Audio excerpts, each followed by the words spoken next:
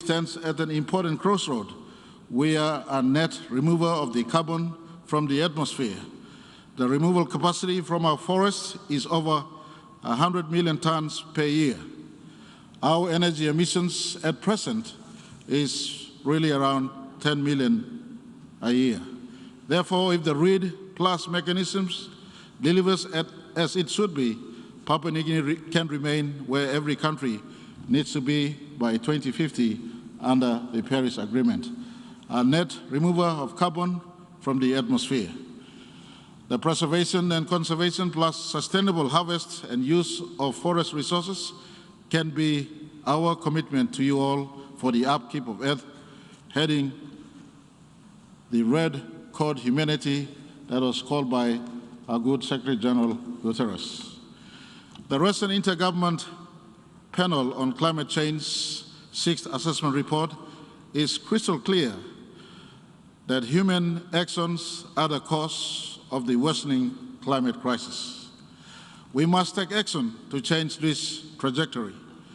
We have long said that climate change is serious, it's a very serious existential threat to our national security and well-being. Therefore, the climate security nexus reality must and cannot continue to be denied by the Security Council, as it would be dereliction of duty to all people worldwide on the part of the Council. We welcome the increasing support of the Council on this important agenda. Mr. President, let me also welcome and commend the excellent leadership and efforts by the United Kingdom as COP26 President-designate, Italy also as the co-host of COP26, and the United Nations Secretary-General in rallying the international community to take bold decisions and practical measures necessary to deliver on the Paris Agreement commitments. I cannot overstate the urgency and the ambitious actions needed under the Paris Agreement to undo the serious damage humanity has caused to planet Earth. I will also continue to advocate strongly that responsibility must be assigned correctly, appropriately, and proportionately to the scale of damages done.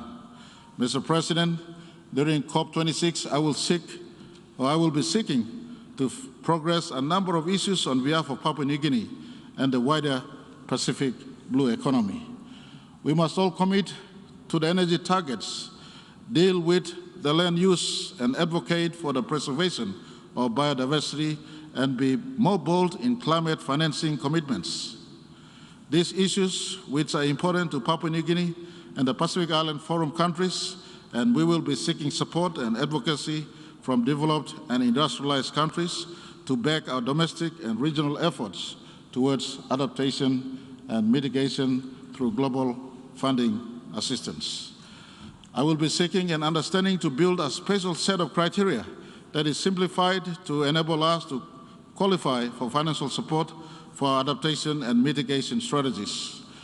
Mr. President, I join the previous speakers in calling on the international community to collectively meet our Paris Agreement obligations and submit individual, nationally determined contributions without delay. Papua New Guinea was amongst the first countries to submit our NDC in 2020, outlining our goal to be carbon neutral by 2050.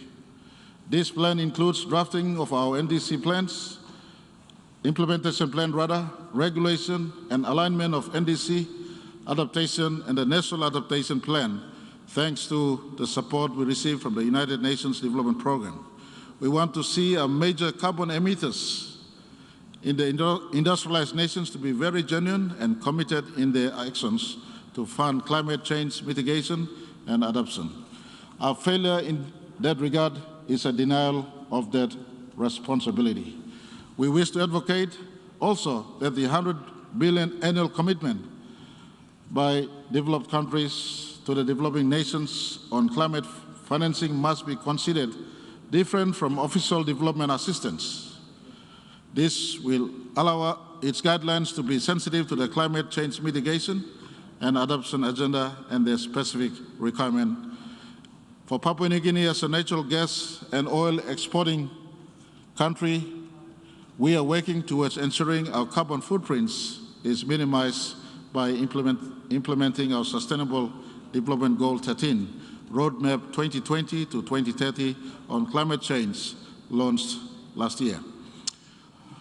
However, despite the multiple project submissions for climate financing, Mr. President, Papua New Guinea has had little or limited success in accessing these funds, except for technical assistance in developing the fiduciary framework.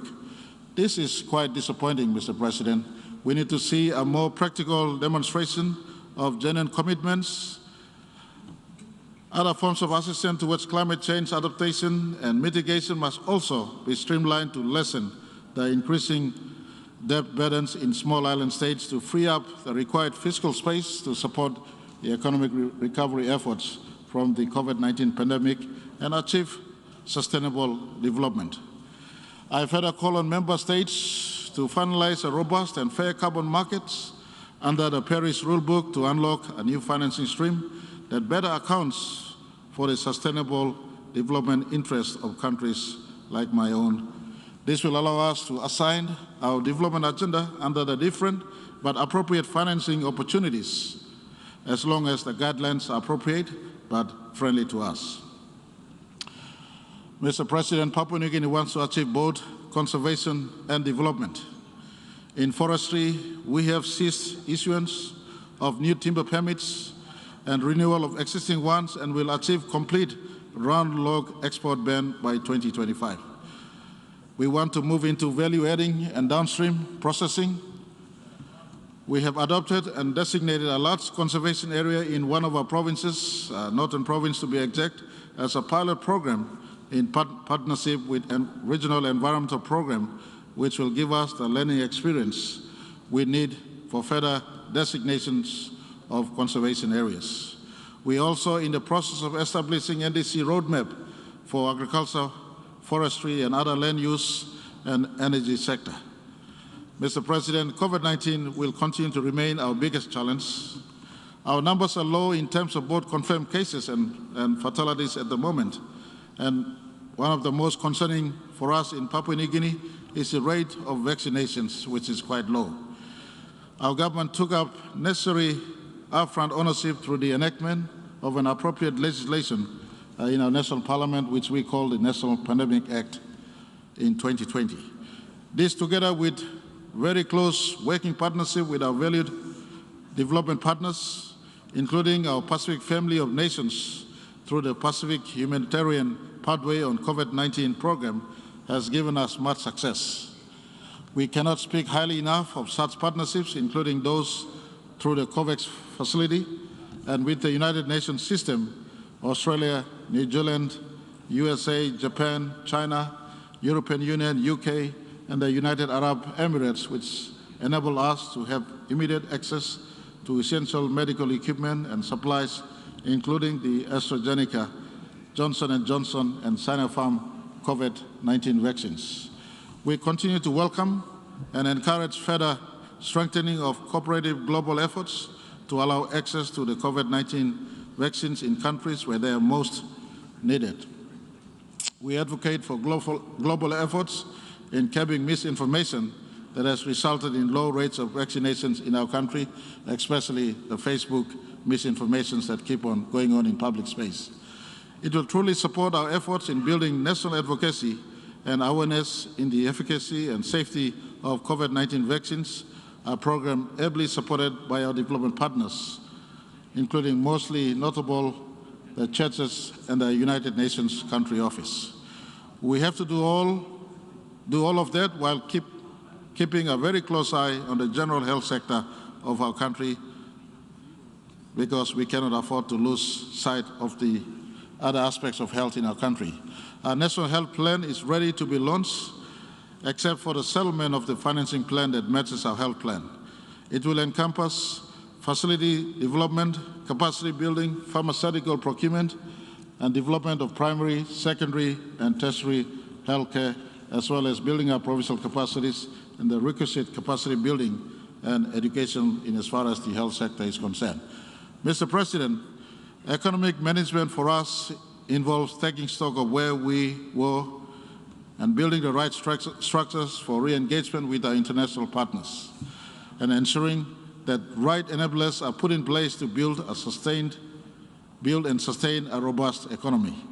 It involves taking stock of our debt portfolios, reprioritizing our expenditures, and focusing on important reforms in the utility sector, infrastructure, education, health, and of course, our natural resources. It also involved taking a closer look at specific projects in the extractive industry and working with the proponents to see them come on stream. And for the last 2 years, the bulk of our effort was to ensure that we achieved really a fine balance between the adherence to our COVID-19 protocols and requirements, but at the same time trying to find a balance between ensuring that our economy was opened and was functioning. Our work in the transparent stocktake of our debt portfolios have resulted in attracting strong support from the World Bank, from the IMF, and has provided important platform for support from our bilateral partners like Australia and Japan, and for this we are truly very, very grateful. We acknowledge the support to us at this important time when COVID has hit us and our economy is struggling. We continue to advocate for the use of our natural resources, but the foundational tenet is that the development of these resources are to be done on the premises that all stakeholders have a shared interest in these developments. And these interests are to be fully satisfied within principles of equity and equality, where we leave no one behind, especially a country like mine, which has many different ethnicities that own a parcel of land in our country. A key area of focus is the substantive investment and development of quality economic infrastructures to link the provinces throughout my country and deliver important services to all our citizens countrywide and enhance their socio-economic opportunities. We have embarked on a very important Connect PNG program, which is trying to connect a rural Papua New Guinea together into one another, which is building and expanding key infrastructure and assets, such as national roads, wharves, jetties, airports, airstrips, and punching new road corridors, and information and telecommunication network, and electricity access to the majority of our population. This is the stimulus for economic transformation of our people. This is done as required by our national constitution, and for those who might need to know, Papua New Guinea was only independent as late as 1975. And this is totally in alignment with our National 8-Point Plan, our PNG Vision 2050, our Development Strategic Plan 2010 to 2030, our Medium-Term Plan 3, 2018 to 2022, and the 2030 Agenda for Sustainable Development to better deliver socio-economic prosperity for the country. And we hope by this we would become a middle-income earning country by 2050. Mr. President, growth for PNG continues to be off at the back of our petroleum and energy and the mining sector, which contributes around 60% of our gross domestic product. We continue to advocate for these developments to take place and do as much as we can and as hard as we can to advocate for important policies in those sectors. Our policies on developments in the extractive sector has begun to be cognizant of the diminishing financing envelope from external sources such as loans and grants. At the same time, we have had to move towards better management of our national public debt. We strongly recognize the importance of generating sufficient revenue from our own domestic sources to complement external budget support for our national development priorities. As you would know, Mr. President, the General Assembly 2030 Agenda and the Addis Ababa Financing Development Framework calls for such. And it is in this spirit that my government has embarked on reviewing and reforming our legislation and policies in the resource sector to ensure appropriate levels of national content in projects and facilitate fair and equitable returns for all stakeholders with shared interests. At the same time, we continue to value and respect and uphold our partnership obligations with the private sector in our natural resource sector. And Mr. President, may I say we remain open for business and therefore welcome bona fide international investors to join us in exploring opportunities that are still available in my country. Mr. President, my country continues to enjoy partnership with important multilateral financial institutions. Let me take a moment to thank the World Bank. I thank IMF, I thank ADB, and of course our valued bilateral partners, including Australia, New Zealand, Japan, China, India, European Union, the United States, for supporting my government's development priorities. It would be remiss of me not to also acknowledge the excellent work undertaken under the leadership of the Prime Ministers of Canada and Jamaica and the United Nations Secretary General for financing for development needed particularly in developing countries to recover and build back from the COVID-19 pandemic. Our call Papua New Guinea strongly supports. Mr. President, my government has prioritized in investing in the agricultural sector as an engine of economic growth and prosperity for our country. The strategic interventions are a combination of credit scheme that we've engaged upon, freight and price subsidy for our rural farmers, which has helped broaden the scope and reach the agricultural production sites in our country. This will not only help broaden the tax base and generate additional revenue the country needs for development, but also, more importantly, improve our rural communities and their livelihood and enable them to be proactive in as far as our nation building is concerned. Our largely rural-based economy is dependent on subsistence agriculture. It is my government's desire to transform the agricultural sector into a reliable, commercial and sustainable food system that will address food security and climate resilience, as well as conservation and management of our vast biodiversity. To support this, we have set targets to increase cash crop production by 30% and also increase livestock production by 30% by 2025 and develop taxation incentives for our local farmers. Additionally, this includes the formulation of an agriculture and livestock diversification plan by 2025 and our efforts to increase downstream processing by 30% in 2025 and ensure local landowners and provincial governments participate in the equity sharing and downstream business and the spin-offs that are associated with it. Mr. President, our efforts in the agricultural sector ties in well with the important global efforts under the United Nations Food Systems Summit convened virtually yesterday by the United Nations Secretary General.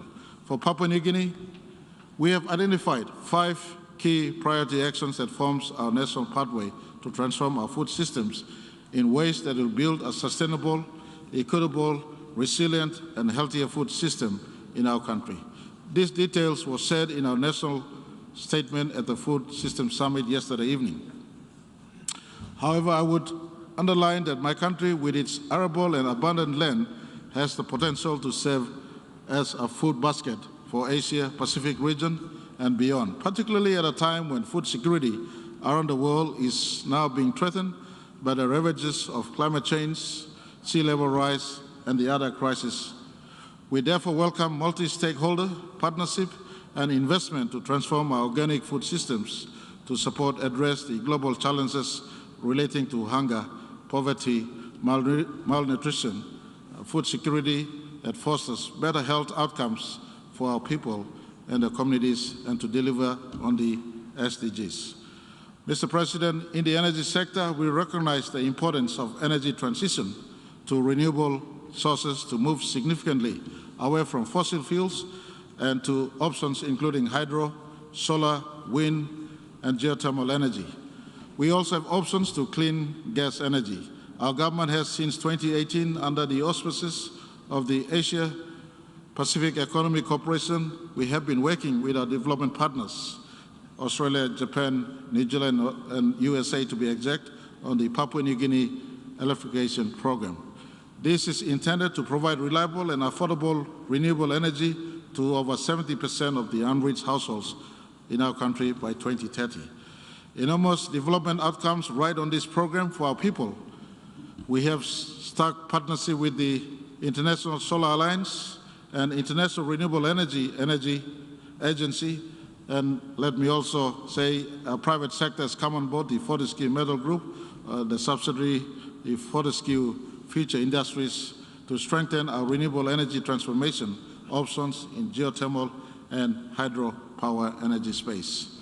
Our energy transformation will come about when the National Energy Authority is fully established. It is a very strategic act we took on early this year to separate the regulatory from the responsibilities from the generation of power, and we hope that in the not too distant future, this authority of ours will regulate the energy space to allow for facilitate more investments and developments into the different energy, especially the clean energy sources that we advocate. Mr. President, we want to recapitalize on the energy space and to ensure that clean energy becomes Papua New Guinea's main driving force. Mr. President, the virtual first ever high-level dialogue on energy convened today by yourself or the Secretary General to accelerate efforts in implementing the SDG 7 on energy-related goals and targets for sustainable development is the most timely and needed in as far as Papua New Guinea is concerned. It resonates very well with my government development priority, and we look forward to harnessing the 10-year action plan under the global roadmap to attain SDG 7 by 2030 and further explore joining an energy compact to support SDG 7 achievement by 2030, emissions by the year 2050. Mr. President, as a maritime nation with a maritime zone spanning over 2.4 million square kilometers, the ocean agenda is of immense importance to my country, and not only for the living and non-living resources, but for the value added they bring to our national assets, but also, more importantly, for our own identity and our own way of life as a people and nation of the seas. My government is also prioritizing and strengthening the management, the governance, and security of our maritime zones under our National Oceans Policy 2020 to 2030, which was adopted in July 2020. To further complement this, my government also officially launched last year our 10-year National Fisheries Strategic Plan 2021 to 2020, which provides the roadmap and vision for a broad-based fisheries sector and industry that is inclusive and environmentally sustainable and globally competitive and promotes food security. Furthermore, it addresses issues including prevention of illegal and unreported and unregulated fishing in our country and the neighboring Pacific waters. And it also talks about domestic downstream processing that enables our people as resource owners to be meaningfully involved in the economic opportunities our sea resources brings. We call on countries within our region to be responsible in that regard. Mr. President, I am pleased to say that my government adopted and launched the country's Marine Protected Areas Policy and the National Action Plan of Action for stingrays, skates, and sharks in June 2021. This policy will strengthen our efforts to better protect our marine resources because we are an epicenter for global marine resource and biodiversity. We are grateful for the support from the Global Environmental Facility and UNDP as valued development partners. In doing so, this will assist us to reach the biodiversity Aichi Target 11 to have 17% of our terrestrial and inland water areas and 10% of our coastal and marine areas protected, which we remain committed to. It is in this context, and also with the devastating wildfires and catastrophic climate change events around the world impacting adversely on biodiversity, that we look forward to a successful outcome of the 15th Conference of Parties of the United Nations Convention on Biological Diversity that will be staged in China next month. We therefore join the growing global call for an ambitious and transformational post-2020 global biodiversity framework that can help us implement fully our national commitments to protect biodiversity and sustainably use them for our sustainable development and also meeting the SDGs. Mr. President, regionally, I am pleased to join my fellow leaders of the Pacific Island Forum in heralding our milestone regional declaration on preserving our maritime zones in the face of climate change-related sea level rise, which was adopted last month. As large states within our blue Pacific continent and the advent of the devastation consequences of the runaway climate change and the rising sea level rise that continues to threaten our countries and the people's security and lives and livelihoods and sovereignty, this declaration preserves our maritime zones in the face of climate change-related sea level rise. It also upholds the integrity of our long-standing commitment to the United Nations Convention on the Law of the Seas as the global legal framework within which all activities in the oceans and seas must be carried out. We therefore welcome the support of all United Nations member states and the international community to our landmark declaration. My earlier remark on climate change gives us the basis to call for those support and actions. Mr. President, in terms of peace building, my government recognizes the fundamental role the United Nations plays in supporting sustainable development and peace building. It is therefore incumbent on the United Nations to ensure that we continue to adopt the existing multilateral arrangements, including the United Nations Peace Building Architecture, the Security Council, the Peace Building Commissions, and the Secretary General's Action for Peace Initiative and the Peace Building Fund to make them relevant under evolving global circumstances to better foster and sustain global, regional, national peace and security. For us, our continuing engagements with the Peace Building Commission and the Secretary General's Peace Building Fund in recent years and from which we have been beneficiary further strengthens the hand of national peace and security through peace by peaceful means. This is especially true on our Bougainville Peace Agreement process for our Bougainville region and in the new initiative on peace building and sustaining peace in our two other provinces in my country. Mr. President, I am pleased to announce the Bougainville peace process continues to remain a top priority of my government. In this context, I would like to inform this August Hall that following the referendum in 2019, my government and the autonomous Bougainville government have held the second post-referendum consultation and the joint supervisory board just 3 months ago, where several very important decisions to move the peace process forward were agreed upon.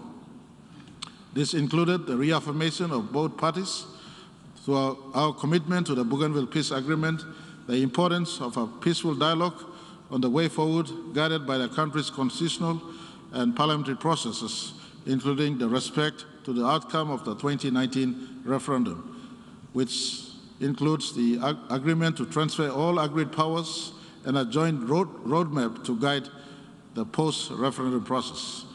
Mr. President, there is a clear recognition by both parties that much more work remains to be done in this critical phase and that constructive dialogue, our mutual understanding and partnership is crucial for a lasting political settlement to the autonomous region of Bougainville. And let me place on record my appreciation for United Nations in their help and leadership or assistance on the Bougainville issue that faces Papua New Guinea. My government is also realistic about the capacity challenges and successful peace building and in our efforts to sustaining peace. The continued support and partnership of the Peace Building Commission, the Secretary General's Peace Building Fund, and the wider United Nations system and other development partners will be vital to ensure dividends of peace is shared and becomes long-lasting. I do acknowledge the strong support by the United Nations in chairing the consultation process and the supporting initial engagement of a moderator for these talks to take place.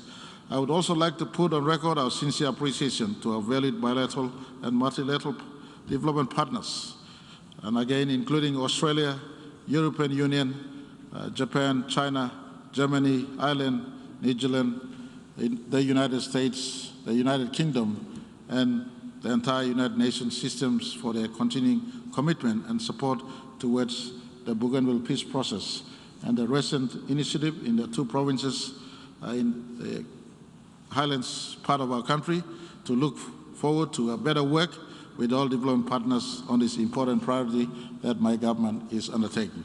Whilst commenting on the United Nations on the peace effort in Papua New Guinea, I would also like to recall the Pacific Island Leaders Forum decision in 2019 and the outstanding visit by United Nations Human Rights Mechanism to address the alleged human rights concerns in our regional neighborhood. This visit is very important to ensure that the greater peoples of the region have peace within their respective sovereignties and their rights and cultural dignities are fully preserved and maintained.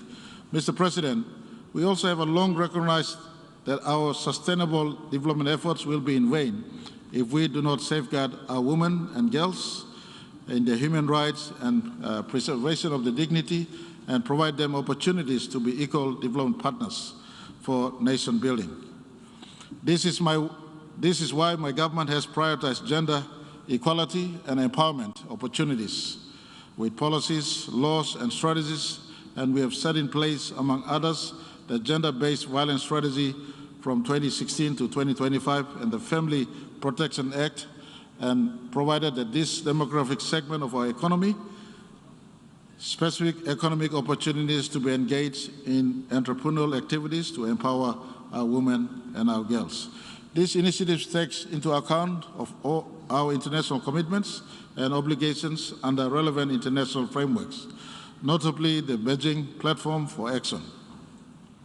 We recognize that much work remains to be done, but we are determined and committed to do what is right for our women and our girls, as our country's future prosperity and security also depends on how we treat them today and into the future.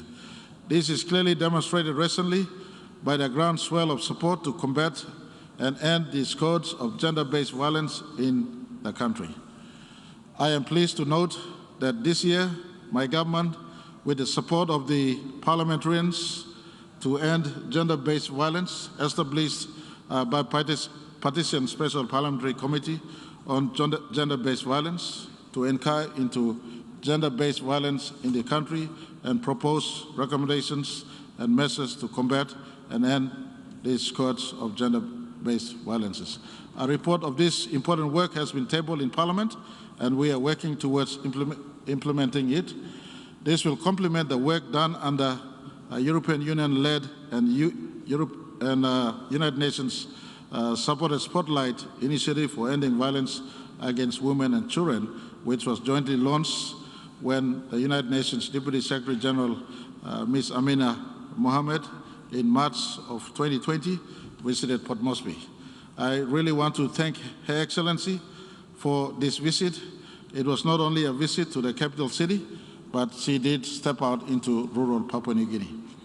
We are also embarking on the administrative measures for quotas for women representation in our national parliament.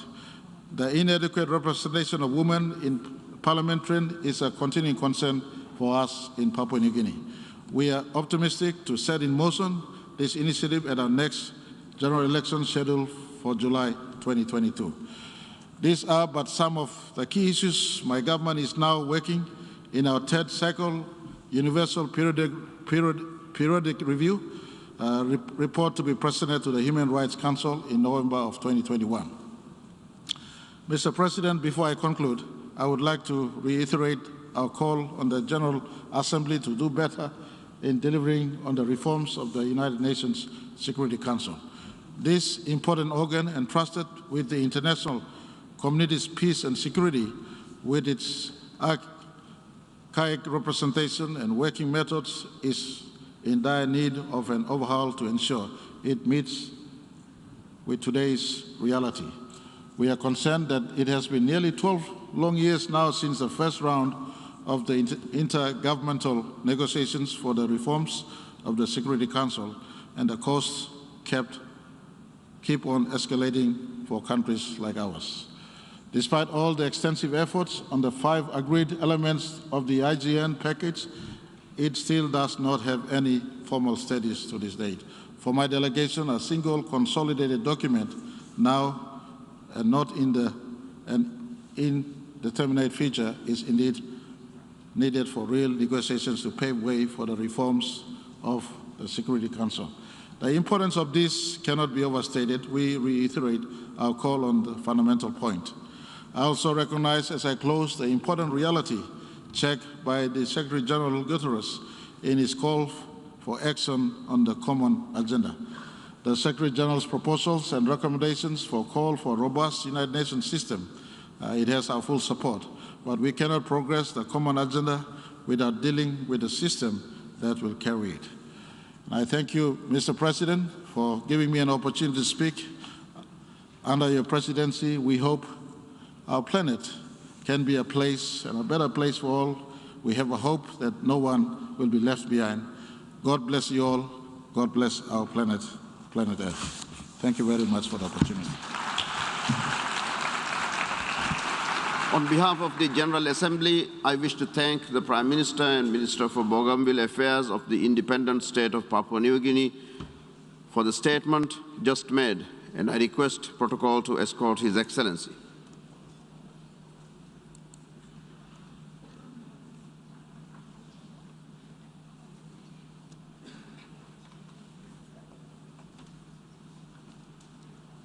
The Assembly will hear an address by His Excellency Xavier Bettel, Prime Minister, Minister of State, Minister for Communications and Media, and Minister for Religious Affairs of the Grand Duchy of Luxembourg. May I request protocol to escort His Excellency.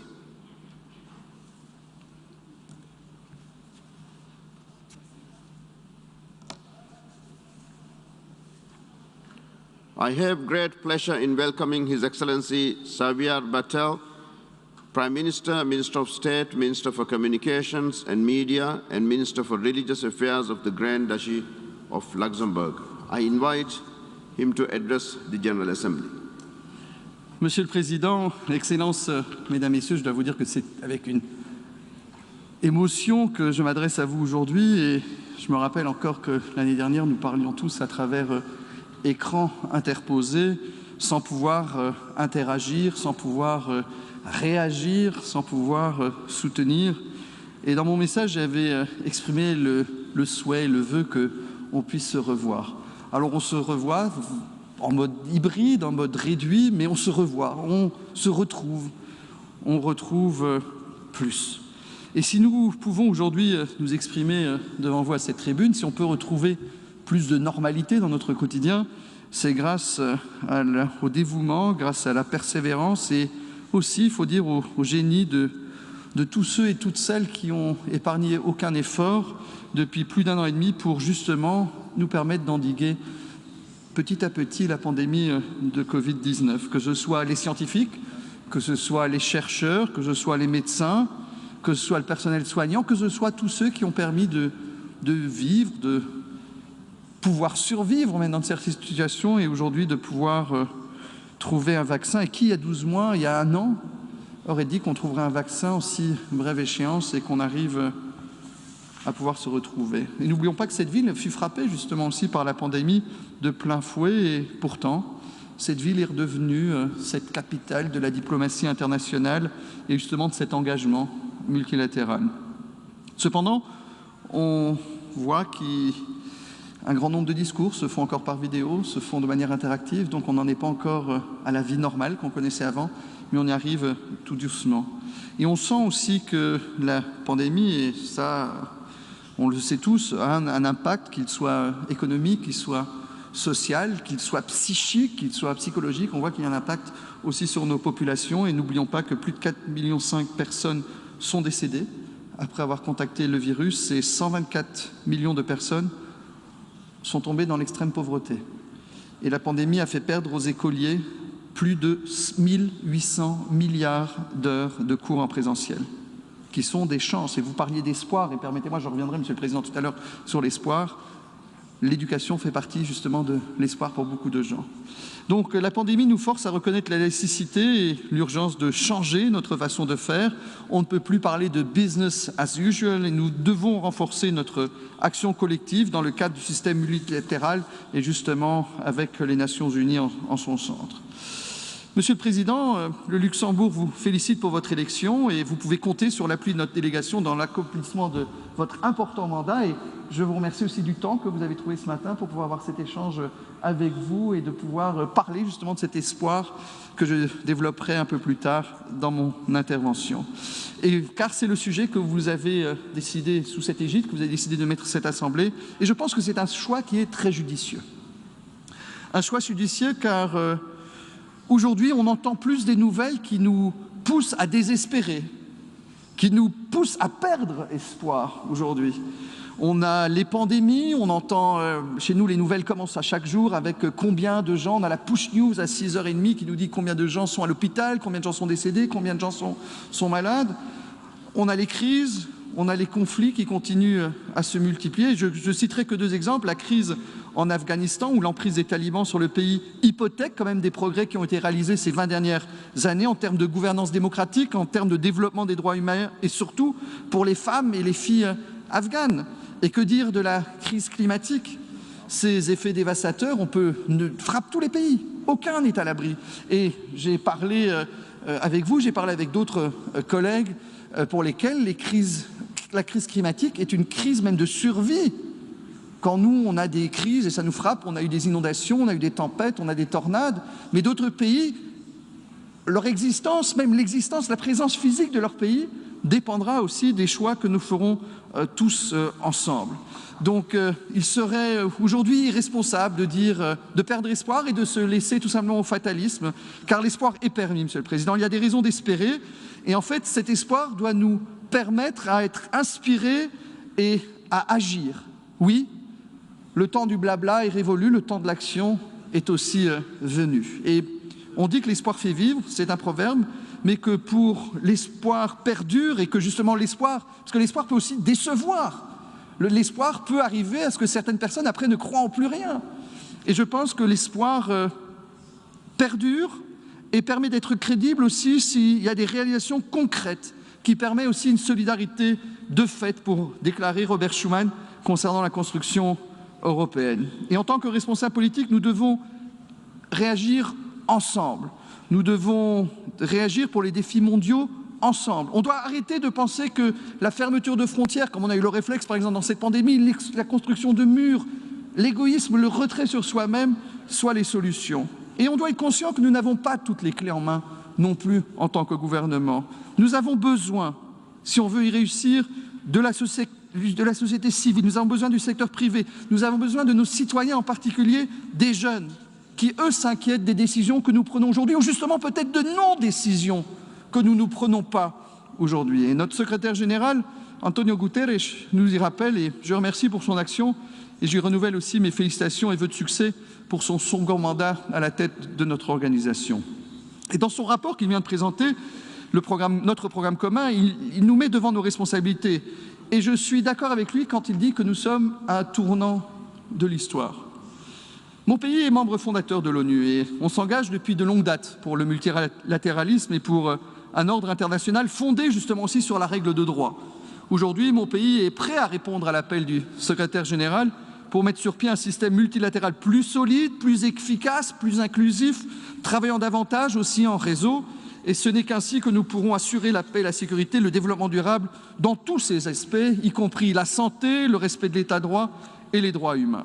La pandémie nous a poussés à faire des choix difficiles, à agir dans l'urgence sans avoir la certitude d'avoir toujours les bonnes réponses. Et c'est vrai, pour parer à des situations inédites. Nous avons tous appris des choses hier où il fallait prendre déjà une décision avant-hier et nous avons appris des informations aujourd'hui en devant prendre des décisions aujourd'hui. Une situation quand même très rare où nous étions, je ne veux pas dire tributaires, mais heureux de voir que la communauté scientifique avançait et s'échangeait, et on attendait aussi les informations des autres. Imaginez-vous, quand je parlais tout à l'heure de cet égoïsme, de ces murs, de ces œillères qu'on veut avoir, qu'aujourd'hui chaque pays ait gardé à travers cette situation, juste les informations pour soi. Ça a été la richesse de l'échange, d'apprendre des expériences de l'un et de l'autre. Et aujourd'hui, c'est vrai que les décisions n'ont pas toujours été faciles à faire comprendre, et surtout que si son voisin prenait le contraire de ce que l'on faisait, c'était toujours très difficile. Et pour ça que, par exemple, moi, avec la France, la Belgique et l'Allemagne, on s'échangeait, on se téléphonait en se disant je vais faire ci, je vais faire ça, pour apprendre aussi l'un de l'autre et aussi pour pouvoir échanger. Et nous avons réussi quand même à convaincre de plus en plus de gens à se faire vacciner. Oui, car le vaccin est aujourd'hui le seul moyen pour essayer de s'en sortir de cette crise. Et nous avons près de 75% des personnes de plus de 12 ans qui sont vaccinées aujourd'hui. Et plus de 6 milliards de doses de vaccins ont été administrées à ce jour. C'est un chiffre impressionnant. On se dit, oui, c'est bien, mais il reste insuffisant. Il reste insuffisant. Il faudrait 11 milliards de doses pour que soit dépassé le seuil des 70% de la population mondiale vaccinée et pour pouvoir ainsi arrêter de parler de phase aiguë. Car on n'est pas à l'abri de mutations, on n'est pas à l'abri de variants qui existent. Et les mutations, je dois vous dire, me font peur. Or, l'accès des vaccins est inégal. Et tant que ce sera le cas, et notre secrétaire nous le rappelle, ce sera un problème et on n'arrivera pas à s'en sortir. Et notre pays est conscient de l'importance de la solidarité vaccinale. L'année dernière, et cette année, nous avons contribué en tant que pays à hauteur de 2 millions d'euros au mécanisme COVAX pour un accès mondial au vaccin contre la Covid-19. En juillet, mon gouvernement a décidé que le Luxembourg partagera aussi 350 000 doses de vaccins avec ses pays partenaires en développement en Afrique et en Asie. Et le 13 septembre dernier, une première livraison a été menée à bien. Le Luxembourg a partagé avec le Cap-Vert 56 000 doses de vaccins ainsi que le matériel médical pour les administrer via le mécanisme européen de protection. Nous avons aussi, et quelle moche image quand même que nous avons tous encore en tête, quand les respirateurs étaient si recherchés, ou même entre pays, on se rachetait sur le tarmac des aéroports les respirateurs les uns par rapport aux autres, les masques les uns par rapport aux autres, où il y avait une course à celui qui avait le plus moyen de payer quelque chose pour recevoir du matériel. Quelle triste image quand même d'une solidarité internationale. Eh oui, il faut s'en rappeler. Et pour nous, au Grand-Duché de Luxembourg, quand on a eu la possibilité d'en acheter sans en prendre aux autres, il est important aussi de pouvoir partager quand on pouvait se le permettre. Nous avons mis à disposition des respirateurs pour l'Inde, pour le Népal, pour la Tunisie. Nous mettons à disposition des réfrigérateurs pour vaccins au Laos, au Soudan, au Burkina Faso et au Sénégal. Et nous sommes disposés à poursuivre nos efforts de solidarité internationale pour lutter contre la pandémie. Et j'ai eu l'occasion de le souligner aussi dans le cadre du sommet organisé avant-hier par le président Biden. J'ai bon espoir que nous arrivions à surmonter la pandémie si nous misons sur la solidarité et la science. Et si nous parvenons également à endiguer le flot de fausses nouvelles qui existent, les fausses nouvelles qui existent et qui sont alimentées par les réseaux sociaux, par des gens qui pensent que l'information, ils l'ont à travers leur Facebook, à travers le réseau social. Et nous ne devons pas dire que tous les gens qui ne sont pas vaccinés aujourd'hui sont des anti-vaccins. Nous avons un grand nombre de notre population qui aujourd'hui ont encore des questions, des doutes. On doit les rassurer, on ne doit pas les stigmatiser. Ça ne sert à rien de penser qu'on va arriver à vacciner 100%, on aura toujours un certain pourcentage qui ne voudra pas. Mais acceptons que ceux qui aujourd'hui ont encore des doutes, on les rassure au lieu de vouloir les mettre au coin. C'est important de comprendre qu'on doit les prendre avec nous. Et nous avons besoin aujourd'hui pour endiguer ce flot de fausses nouvelles, de fausses informations, de réagir, aussi un rôle qu'a la presse, qu'un rôle qu'a le politique, de ne pas accepter que les fake news prennent le surplus sur l'information objective. Et nous devons renforcer l'OMS. Et nous devons avoir aussi une coopération accrue avec les États membres.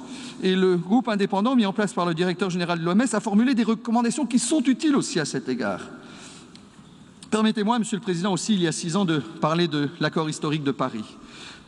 L'évolution du climat, comme je l'ai dit tout à l'heure, nous montre cependant que nous devons aller plus loin dans nos contributions et justement aussi dans la mise en œuvre de nos engagements. On ne peut pas à chaque fois faire des engagements et la réalisation est encore une autre chose. Et si nous restons sur la trajectoire actuelle, la température s'élèvera de 2,7 degrés Celsius d'ici la fin du siècle.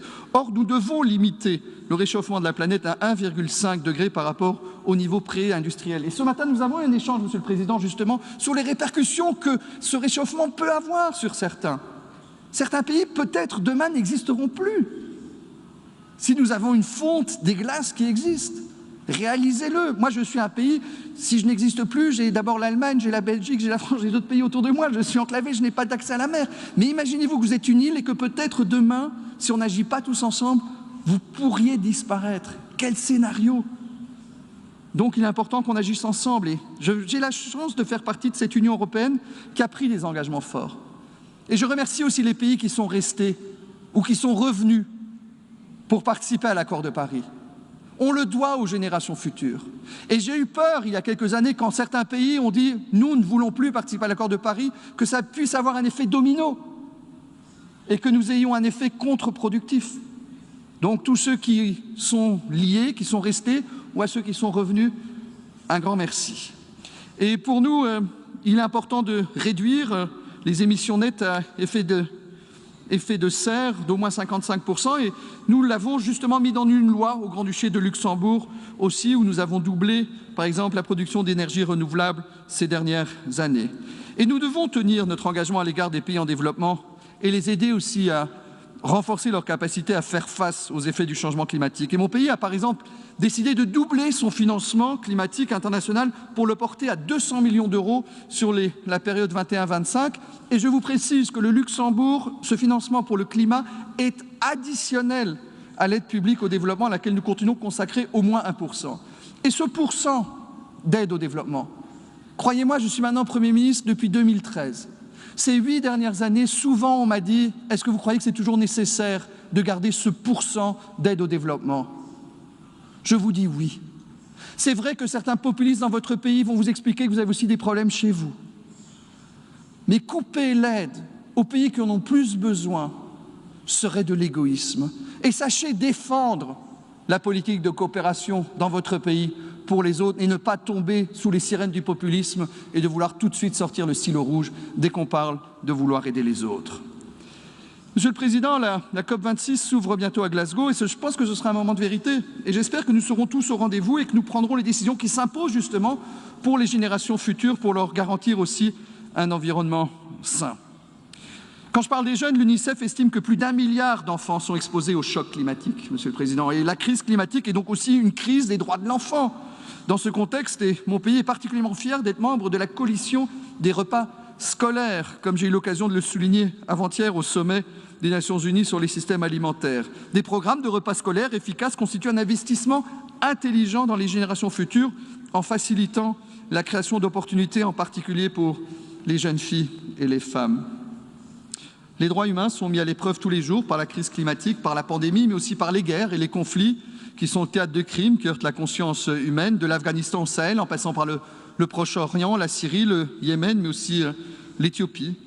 Et la promotion des droits humains au niveau national et au niveau international est un domaine d'action prioritaire pour nous, et nous voulons continuer aussi à prendre nos responsabilités dans ce domaine. C'est pour cette raison que mon pays a présenté sa candidature au Conseil des droits de l'homme pour le mandat 22-24, et ce serait notre premier mandat en tant que membre de ce Conseil. Et si nous avons l'honneur d'être élus par cette Assemblée au Conseil des droits de l'homme lors du vote qui aura lieu le mois prochain, je peux vous engager et vous dire que mon pays voudra protéger et promouvoir aussi le droit de tous les êtres dans un esprit de dialogue et de coopération, et nous comptons travailler étroitement avec les mécanismes des Nations Unies pour les droits humains. Nous engageons pour que soit entendue aussi la voix de la société civile, qui est indispensable justement à son bon fonctionnement. Nous avons 4 priorités qui sont reflétées aussi dans nos engagements volontaires. En premier, il y a celui de l'état de droit, de l'espace civique et aux défenseurs des droits humains et la lutte contre l'impunité. Je voudrais réaffirmer ici justement notre soutien à la Cour pénale internationale et aux mécanismes de suivi d'enquête mis en place justement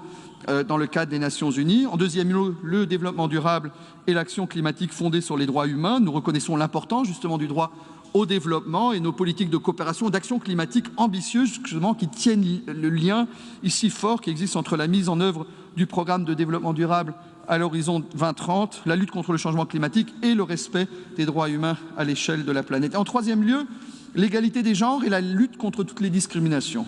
Et mon pays mène une politique étrangère féministe, et à vous aussi, on en a parlé en Russie ce matin. Je suis désolé de vous citer si souvent, Monsieur le Président, mais c'est encore tout dans ma tête, de l'échange que nous avons eu pour cette volonté de faire une politique aussi féministe et pour s'engager justement pour le droit et l'autonomisation des femmes et des filles. Je trouve que c'est terrible que de nos jours encore, dans certains pays, les hommes pensent mieux savoir ce qui est bien pour une femme. C'est la réalité encore aujourd'hui.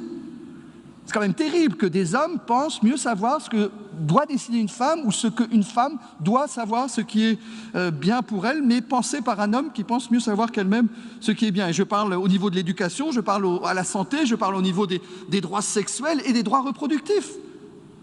Et je trouve qu'en 2021, et pourtant, ça fait déjà bien longtemps, il est vraiment important que le choix soit fait par la personne. Nous œuvrons aussi pour la protection des droits des personnes LGBTI. Et en quatrième lieu, nous allons continuer de nous investir de manière systématique pour le droit des enfants, et il faut que les jeunes soient aussi entendus. Mais quand on parle de droits humains, il faut aussi penser aux réfugiés, il faut penser aux migrants, et pensons justement à ceux qui sont en train de fuir l'Afghanistan. N'oublions pas les journalistes, les défenseurs, les avocats, les juges, toutes ces personnes sur lesquelles nous avons compté ces 20 dernières années, avec lesquelles on a demandé d'être nos partenaires. On ne peut pas leur dire qu'on n'a plus rien à voir avec eux et qu'on les laisse maintenant dans la situation dans laquelle ils sont. Ne les oublions pas, ne les décevons pas. C'était nos partenaires hier. On ne va pas tourner le dos aujourd'hui. Je suis content que sous l'impulsion aussi du Grand-Duché de Luxembourg, une conférence sera organisée sur la réinstallation d'Afghans vulnérables d'ici quelques semaines, quelques mois en tout cas par la Commission européenne. Nous voyons aussi que il y a des tensions entre les États et des sociétés qui, aujourd'hui, connaissent une crise de confiance. Je dois vous dire que les discussions que j'ai eues ces derniers jours ne me rassurent pas trop avec certains collègues. Je sens qu'il y a encore des tensions qui sont là, il y a des tensions qui sont vives. Et c'est à nous d'essayer de créer ce dialogue, de créer cette, je ne veux pas dire cette confiance quand il y a une méfiance qui est fondamentale, mais de créer un petit espoir de dialogue entre les pays avec lesquels nous avons des contacts pour éviter qu'il s'agit d'éviter des conflits pour les générations aussi, même pas futures, mais les générations actuelles. Concernant la proposition du secrétaire général d'élaborer un nouveau contrat social ancré dans les droits humains et de façonner un nouvel agenda pour la paix est pour nous pertinente, et on est aussi prêt à contribuer à ces efforts visant à restaurer la confiance et le droit international, et bien sûr, il faut aussi une paix durable. Mon pays est aussi disposé à prêter main forte quand il s'agit d'adapter l'ONU pour la rendre mieux, à même de jouer son rôle à la cheville ouvrière de sa coopération multilatérale. Les adaptations, on sait, elles ne sont pas faciles à réaliser, mais il ne faut pas pour autant se résigner à dire bon ben, comme c'est pas facile à faire, on va rien faire. Non, il faut avancer. Nous soutenons les appels au renforcement de l'Assemblée générale et la réforme du Conseil de sécurité afin de rendre aussi le Conseil plus représentatif, plus efficace et plus redevable à l'égard de l'ensemble des États membres. Donc, Monsieur le Président, comme je l'ai dit, il y a des raisons d'espérer, il y a des raisons de persévérer, il ne faut surtout pas baisser les bras. Nous devons agir et nous coopérons pour surmonter justement ces épreuves auxquelles l'humanité fait face. Vous savez, moi je fais partie d'une génération, je n'ai jamais connu la guerre. Je n'ai jamais connu de conflit. Je fais partie de cette génération. Sur mon continent, d'autres personnes n'ont pas eu cette chance. On le doit à ces personnes qui sont mortes pour nous. On le doit à ces personnes qui sont... Et par exemple, j'ai un cimetière américain rempli de jeunes soldats américains qui, pour la plupart, ne savaient même pas où était Luxembourg. Mais ils sont morts pour que moi, je puisse vivre aujourd'hui dans une démocratie. On ne doit jamais oublier. Et c'est pour ça qu'on doit, aujourd'hui, plus que jamais, trouver des solutions ensemble. On ne doit pas revivre ce que nous avons vécu. Et nous le devons aux droits des uns et des autres de pouvoir vivre. Et c'est pour ça, Monsieur le Président, quand vous avez parlé d'espoir, aujourd'hui, en 2021, l'espoir n'est pas le même pour tous. Dans certains pays, certains jeunes ont l'espoir de survivre, de pouvoir, pour certains, avoir une éducation, pour certains, avoir le droit d'avoir des droits à la santé. Nous avons parlé de vaccins. Quand chez nous, on se demande si on va faire une troisième vaccination, certains aimeraient, dans certains pays, pouvoir avoir une première vaccination, pouvoir être protégés. Aujourd'hui, nous avons le fait qu'on soit blanc, qu'on soit noir, qu'on soit métis, qu'on soit asiatique, peut avoir un impact sur une réussite sociale. Est-ce que c'est normal de devoir avoir l'espoir de se dire que je suis né comme ça et j'ai les mêmes chances que quelqu'un d'autre? Moi-même, je suis marié à un homme, alors que dans certains pays, je serais condamné à mort. Est-ce qu'il est normal qu'un bisexuel, un transsexuel, une lesbienne ou un homosexuel soit obligé de vivre la vie qui plaise aux autres, comme je l'ai dit tout à l'heure, et de devoir rentrer dans le moule que d'autres ont dit dans lequel je dois rentrer? Est-ce qu'il est normal qu'aujourd'hui, si je suis juif, musulman, catholique, hindou, protestant, je doive me poser des questions si je peux exercer ma religion de manière libre sans avoir un danger de me rendre dans ma synagogue, de me rendre dans ma mosquée, de me rendre à mon église?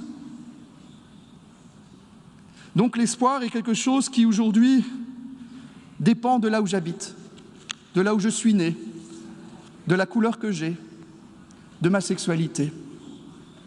Alors, Monsieur le Président, si moi j'ai un espoir, c'est que les espoirs de hier, de notre humanité, deviennent la réalité de demain, des générations futures. Je vous remercie.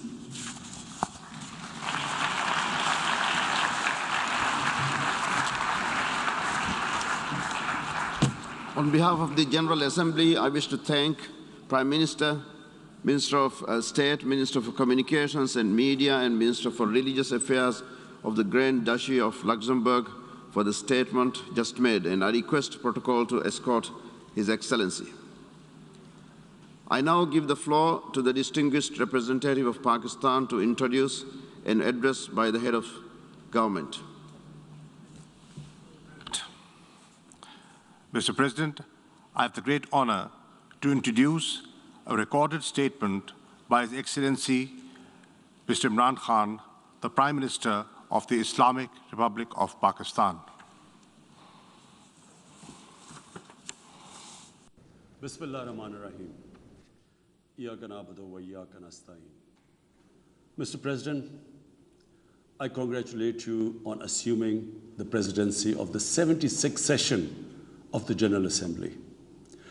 I also wish to express appreciation for the significant achievements of your predecessor, Volkan Bozkır, who guided the Assembly skillfully under the difficult circumstances imposed by the COVID-19 pandemic.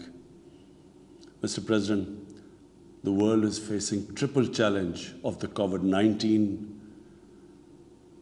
the accompanying economic crisis, and the threats posed by climate change.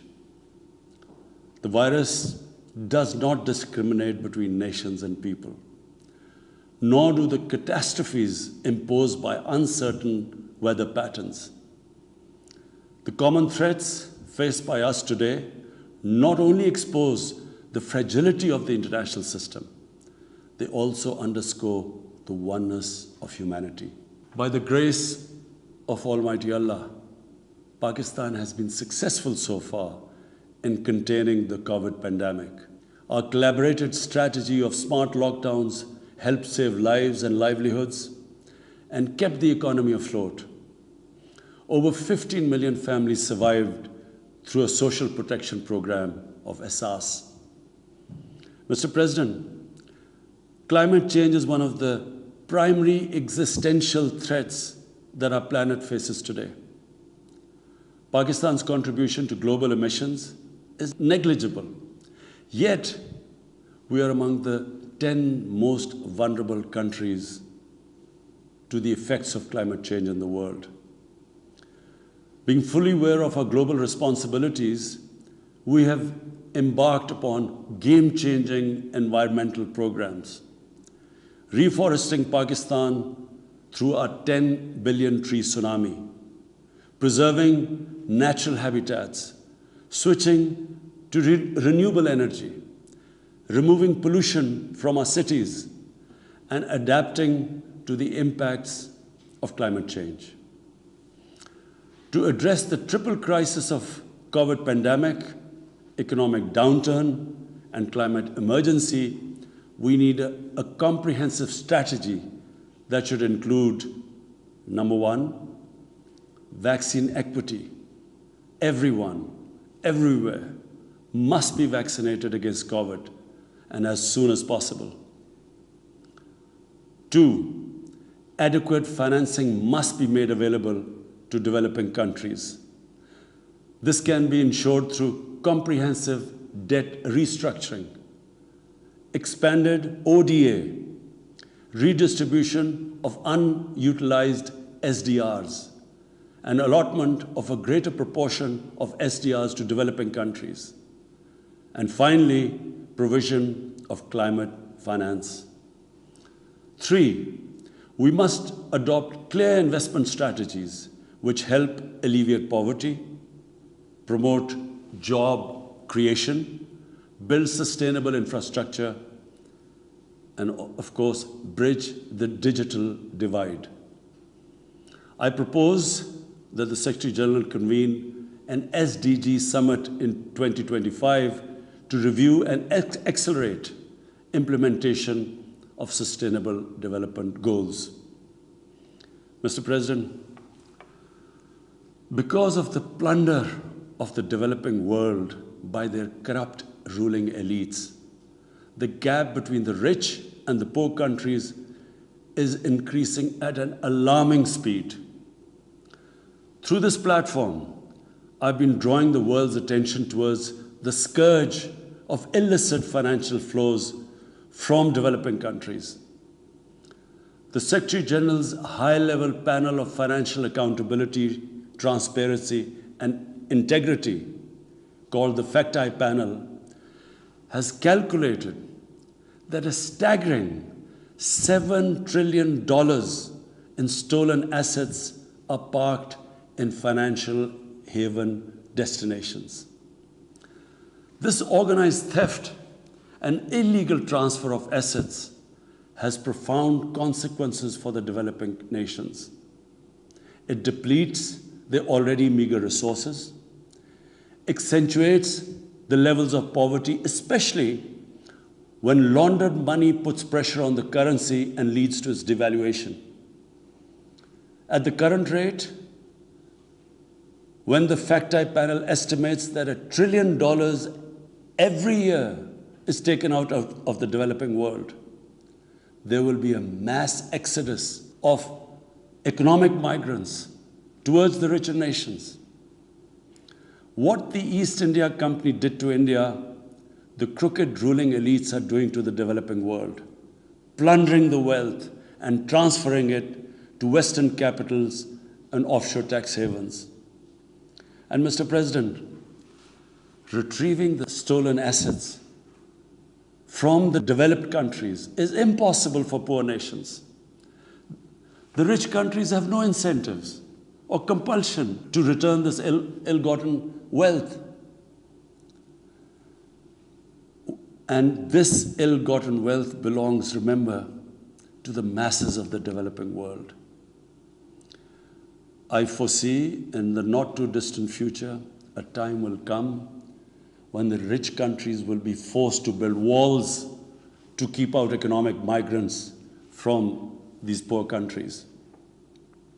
I fear a few wealthy islands in the sea of poverty will also turn into a global calamity like climate change.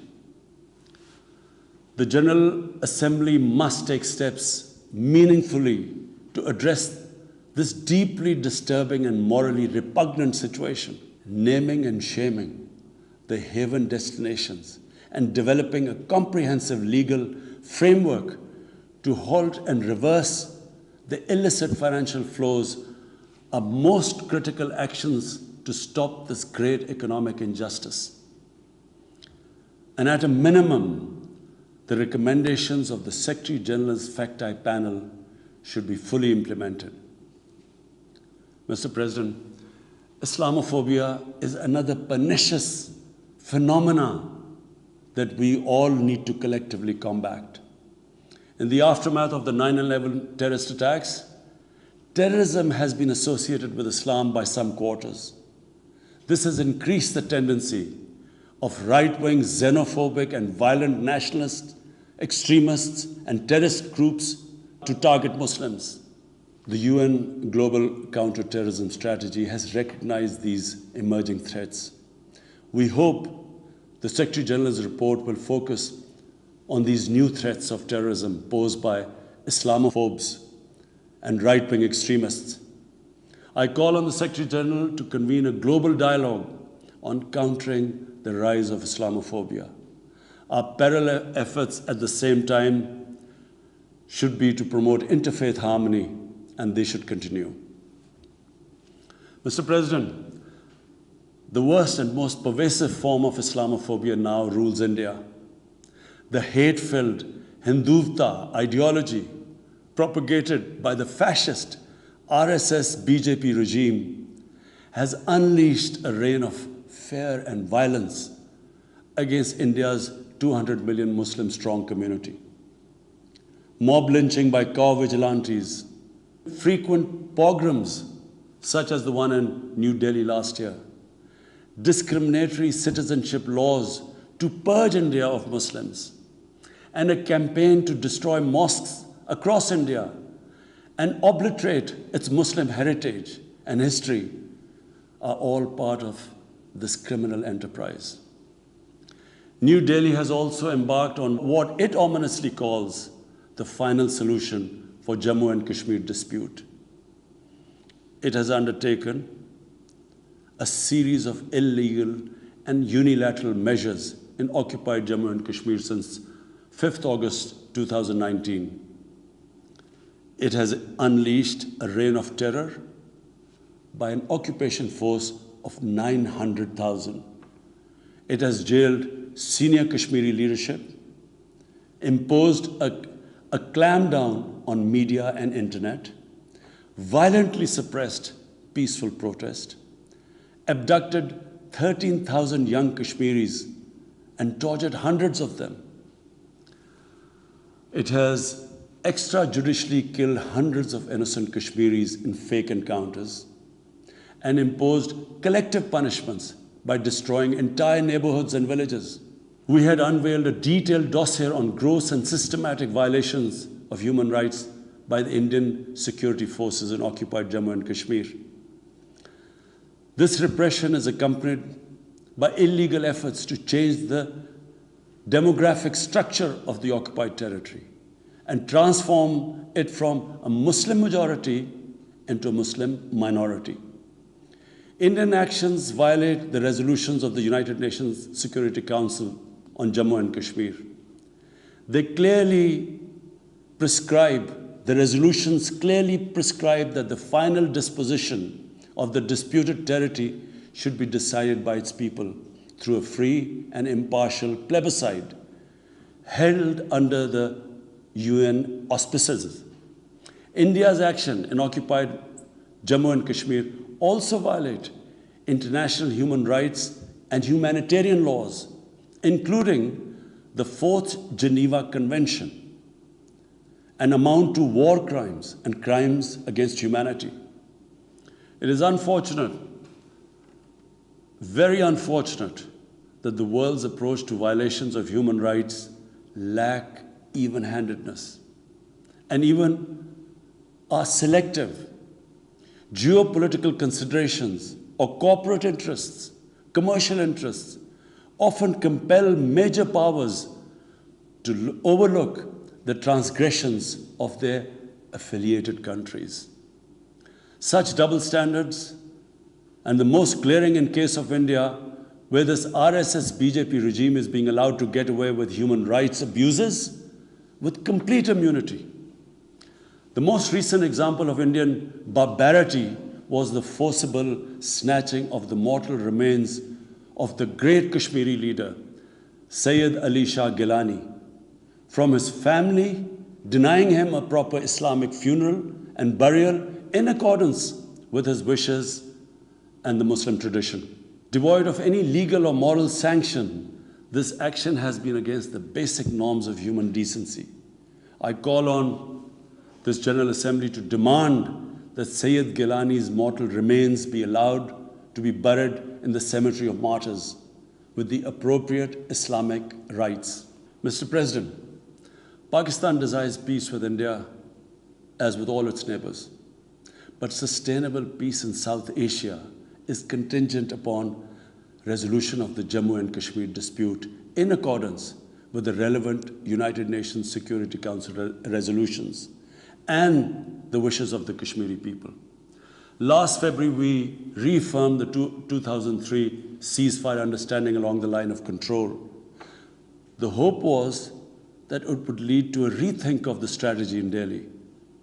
Sadly, the BJP government has intensified repression in Kashmir and continues to vitiate the environment by these barbaric acts. The onus remains on India to create a conducive environment for meaningful and result-oriented engagement with Pakistan. And for that, it must do, number one, reverse its unilateral and illegal measures instituted since 5th August 2019. Secondly, stop its oppression and human rights violations against the people of Kashmir. And three, halt and reverse the demographic changes in the occupied territory. It is also essential to prevent another conflict between Pakistan and India. India's military buildup, development of advanced nuclear weapons, and acquisition of destabilizing conventional capabilities can erode mutual deterrence between the two countries. And now, Mr. President, I want to talk about Afghanistan. The current situation in Afghanistan, for some reason, Pakistan has been blamed for the turn of events by politicians in the United States and some politicians in Europe. From this platform, I want them all to know the country that suffered the most, apart from Afghanistan, was Pakistan when we joined the US war on terror after 9/11. 80,000 Pakistanis died. $150 billion was lost to our economy. There were 3.5 million internally displaced Pakistanis. And why did this happen? In the 80s, Pakistan was a frontline state in fighting against the occupation of Afghanistan. Pakistan and the United States trained mujahideen groups to fight for the liberation of Afghanistan. Amongst those mujahideen groups were Al-Qaeda, were various groups from all over the world. They were mujahideen, Afghan mujahideen. These were considered heroes. President Ronald Reagan invited them to White House in 1983. And according to news items, he compared them to the founding fathers of the United States. They were heroes. Come 1989, the Soviets leave. So do the Americans, abandon Afghanistan. Pakistan was left with 5 million Afghan refugees. We were left with sectarian militant groups which never existed before. But the worst cut of it was that a year later, Pakistan was sanctioned by the US. We felt used. Fast forward 9/11, Pakistan is needed again by the US because now their US-led coalition is now invading Afghanistan, and it could not happen without Pakistan providing all the logistical support. What happened after that?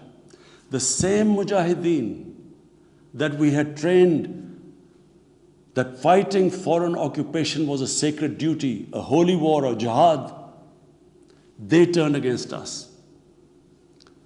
We were called collaborators. They declared jihad on us. Then all along the tribal belt bordering Afghanistan, the Pakistan semi-autonomous tribal belt, where no Pakistan army had been since our independence, they had strong sympathies with the Taliban, Afghan Taliban, not because of their religious ideology, but because of Pashtun nationalism, which is very strong. Then there were 3 million Afghan refugees still in Pakistan, all Pashtuns, living in camps, 500,000, the biggest camp, 100,000 camps. They all had affinity and sympathies with the Afghan Taliban. So what happened? They too turned against Pakistan. For the first time, we had militant Taliban in Pakistan. And they too attacked Pakistan government. When our army went in the tribal areas for the first time in our history, whenever an army goes into civilian areas, there's collateral damage. So there was collateral damage, which multiplied the militants to seek revenge. But not just that. The world must know that in Pakistan, there were 480 drone attacks conducted by the US. 480 drone attacks. And we all know that drone attacks are not that precise. They cause more collateral damage than the militants they are targeting. So, who did the people whose relatives were being killed? Who did they seek revenge? Against Pakistan. Between 2004 and 2014, there were 50 different militant groups attacking the state of Pakistan. At one point, people like us were worried that will we survive this? There were bombs going all over Pakistan. Our capital was like a fortress. Had it not been for one of the most disciplined army in the world and one of the best intelligence agencies in the world, I think Pakistan would have gone down. So when we hear this at the end, there's a lot of worry about in the US about taking care of the people who helped them, the interpreters and everyone who helped the US. What about us? The only reason we suffered so much was because we became an ally of the US, of the coalition in the war against Afghanistan, where there were attacks being conducted from Afghan soil into Pakistan. At least there should have been a word of appreciation. But rather than appreciation, imagine how we feel when we are blamed for the turn of events in Afghanistan. After 2006, it became apparent to everyone who understood Afghanistan's history that there would be no military solution in Afghanistan. I went to the US, I spoke to think tanks, I met at the time Senator Biden, Senator John Kerry, Senator Harry Reid. I tried to explain to them that there would not be any military solution and political settlement was the way to go forward. No one understood then. And unfortunately, in trying to force a military solution is where US went wrong. And if today,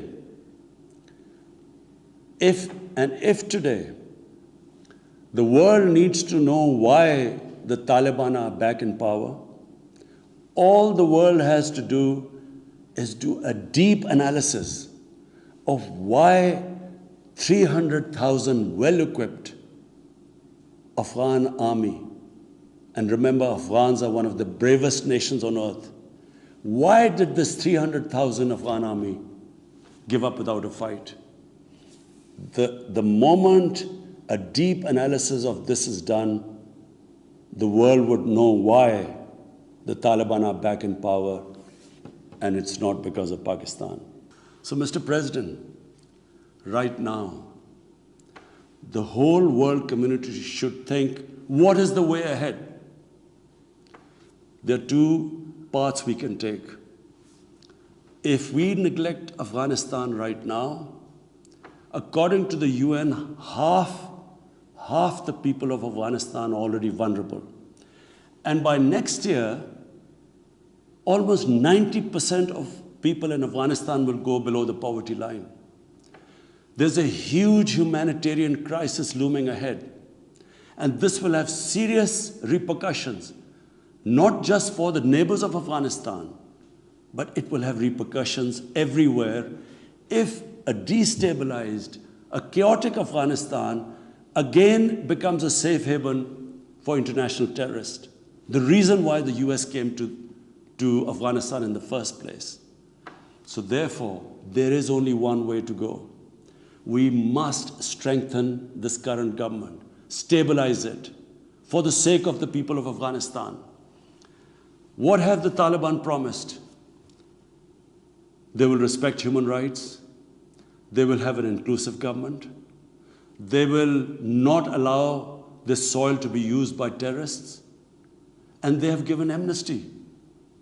Now, if the world community incentivizes them, encourages them to walk this talk, it will be a win-win situation for everyone. Because these are the four things that in Doha, when the US was talking to the Taliban, these were the conditions the dialogue was all about. So if the world can incentivize them to go this direction, then after all, this 20-year of presence, of coalition presence in Afghanistan would not be wasted, because Afghan soil would not be used for international terrorism. So I end my talk, Mr. President, by urging everyone that this is a critical time for Afghanistan. You cannot waste time. Help is needed there.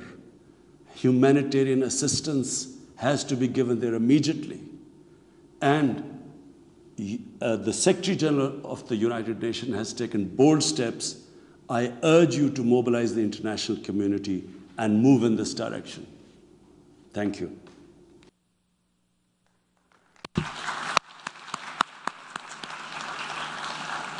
On behalf of the General Assembly, I wish to thank the Prime Minister of the Islamic Republic of Pakistan for the statement just made.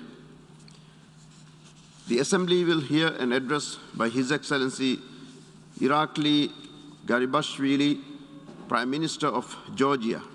May I request protocol to escort His Excellency.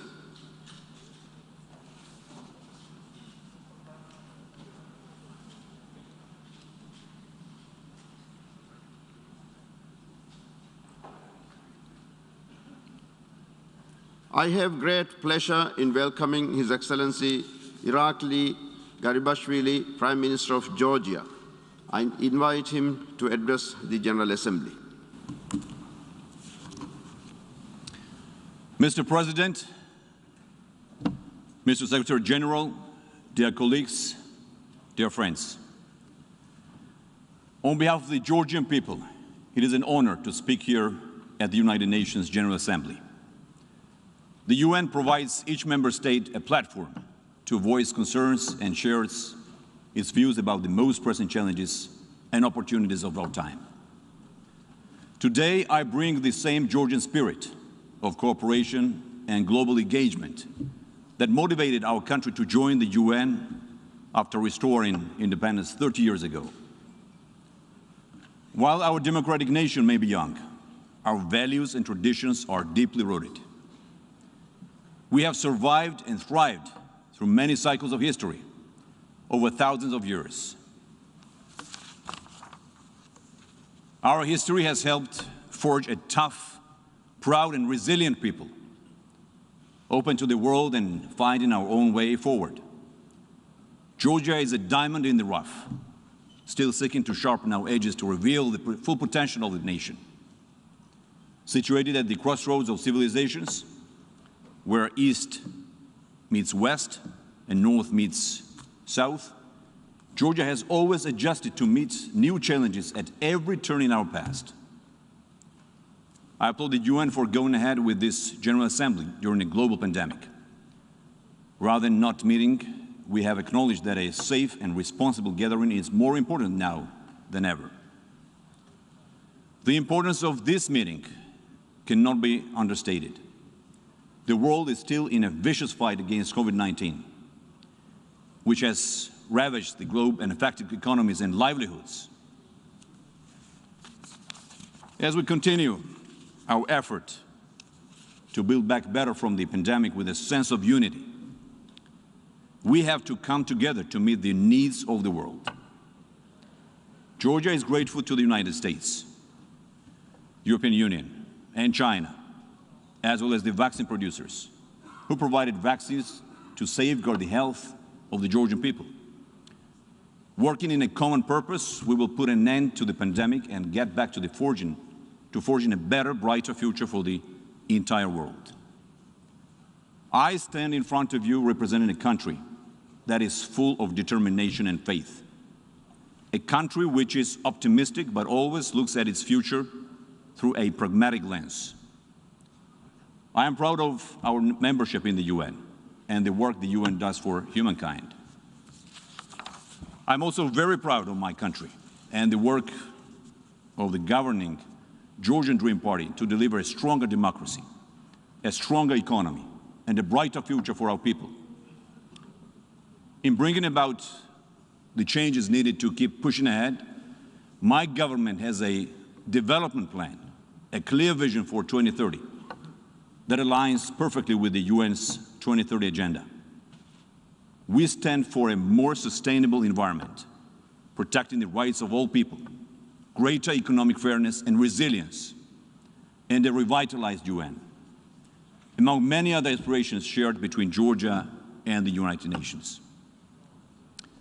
This sentiment of cooperation echoes the report of the Secretary General on our common agenda that outlines an ambitious plan for reinvigorated international cooperation and multilateralism. I believe this General Assembly should work on these recommendations in a determined and substantive way. Closer to home, Georgian dreams are becoming a reality. We have more than aspirations for the future. We aim to get the results our people demand today.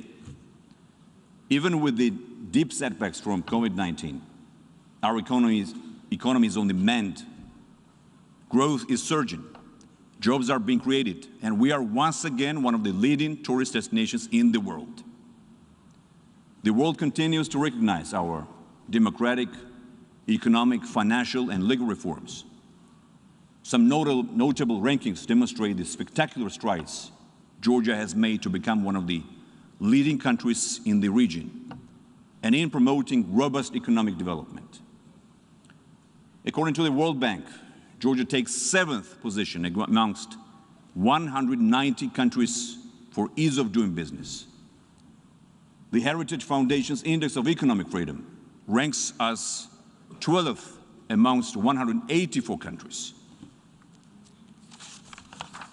And according to the Fraser Institute's World Economic Freedom Ranking, Georgia ranks 5th out of 165 countries, an improvement of 3 steps in the last year.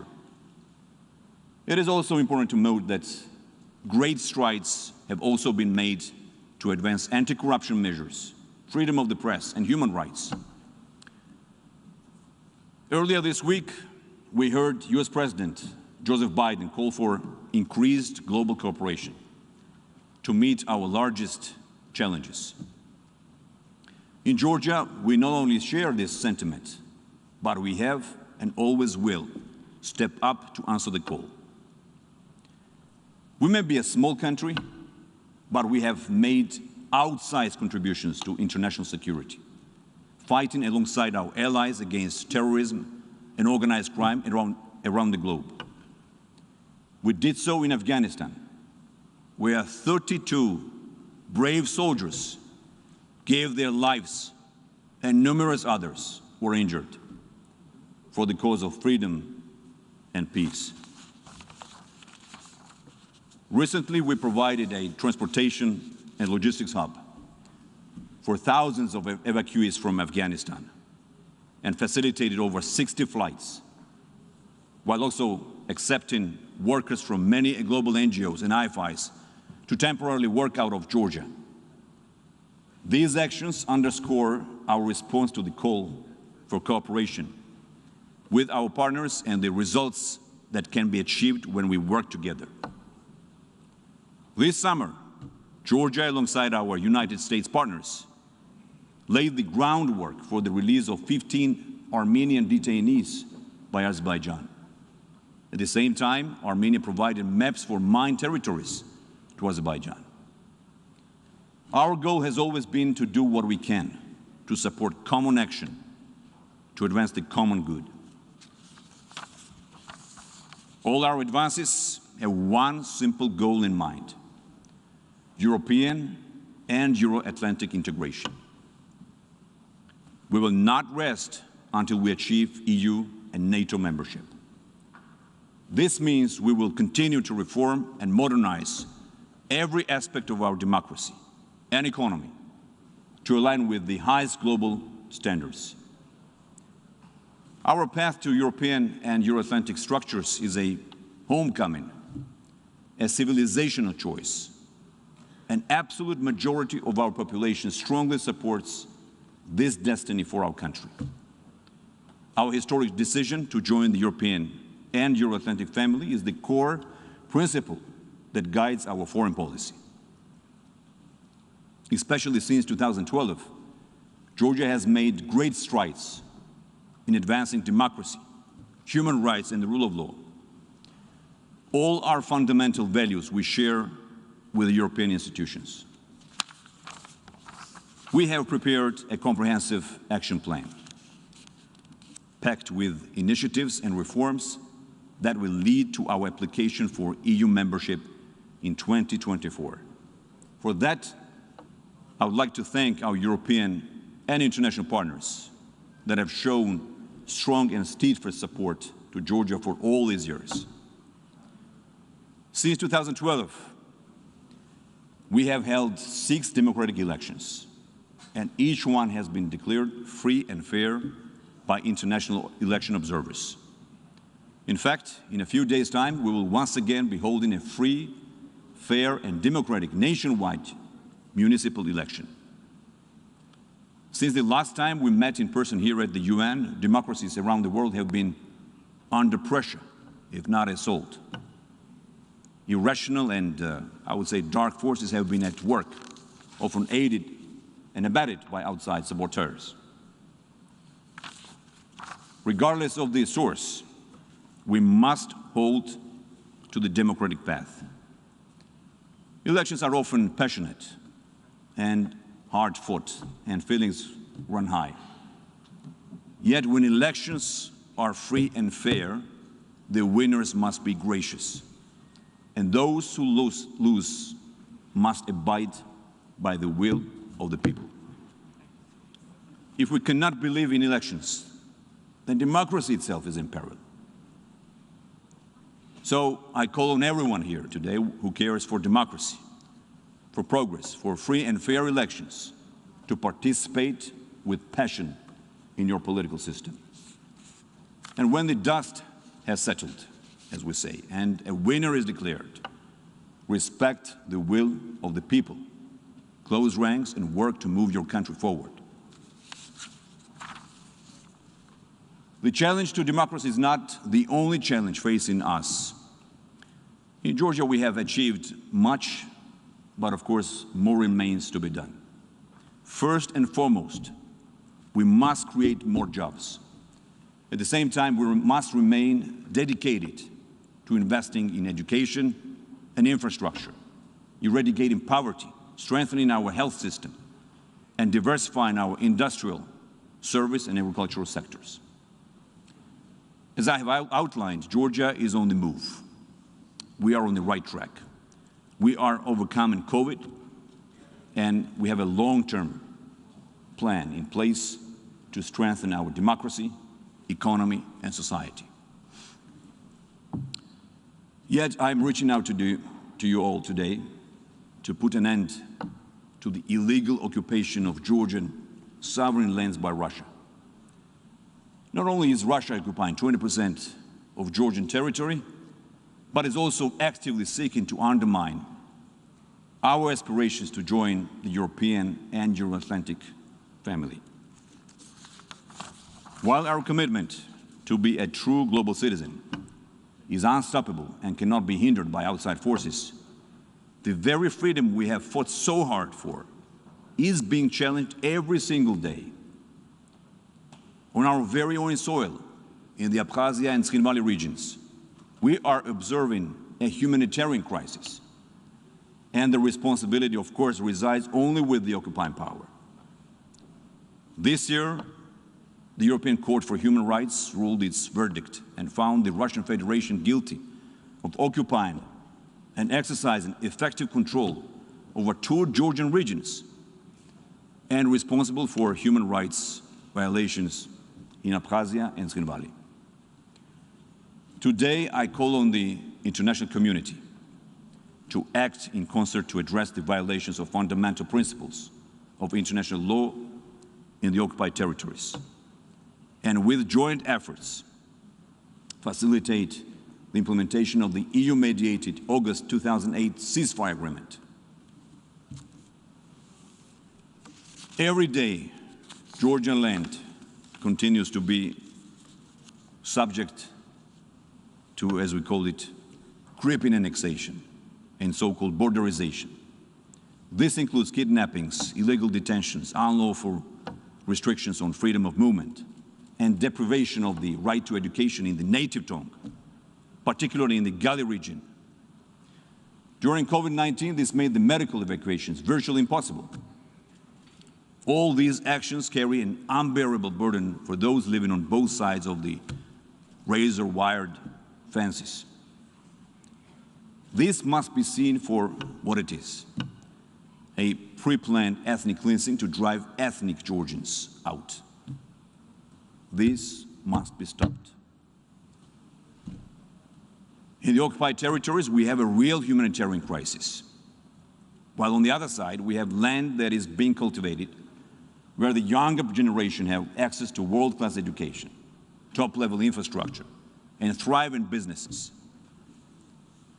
We want to see the same opportunities and prospects for development and prosperity for the young generation in the Abkhazia and Tskhinvali region. For this very reason, we developed a Step to a Better Future, a peace initiative to improve the livelihoods of people living in the Abkhazia and Tskhinvali regions. We believe that only through sustainable peace and security will our fellow citizens have a better future. It is through peace and stability that economies can start to thrive and our people prosper together.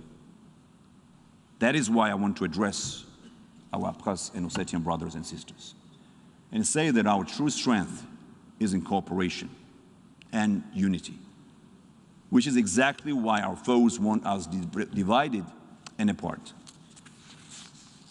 We have a common history and are part of a common homeland, Sakartvelo. We should jointly define our common future as well. We should build our country together and peacefully turn it into a truly democratic, prosperous, and future-oriented European society. From a geopolitical perspective, the Black Sea region is growing ever more than important. The Black Sea is on the front lines of a dynamic regional chess match. It is a microcosm of conflict management. And I would say that if we can maintain peace and stability here, we can do so elsewhere. Therefore, our goal is to ensure peace and stability in the entire region. In the South Caucasus, I propose what I'm calling the Peaceful Neighborhood Initiative to promote stability in our region. This format will facilitate dialogue and confidence building and lead to the implementation of practical solutions to regional issues of common interest with our US and EU partners. Georgia stands ready to host an international gathering in Tbilisi to discuss the prospects of our Peaceful Neighborhood Initiative, involving our South Caucasian neighbors, our brothers, and international partners. Let's begin with some small steps to build trust, and then we can move toward resolving other regional and global issues together.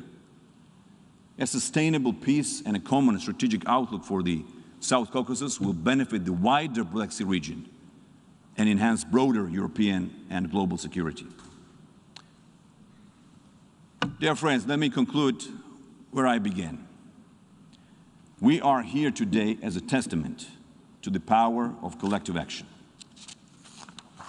Whether it is the fight against the pandemic, financing development to advance quality of life, or the need of collective action to maintain peace, we must act together to live together. and there is no other alternative. I remain confident that working together, we will succeed. Thank you very much.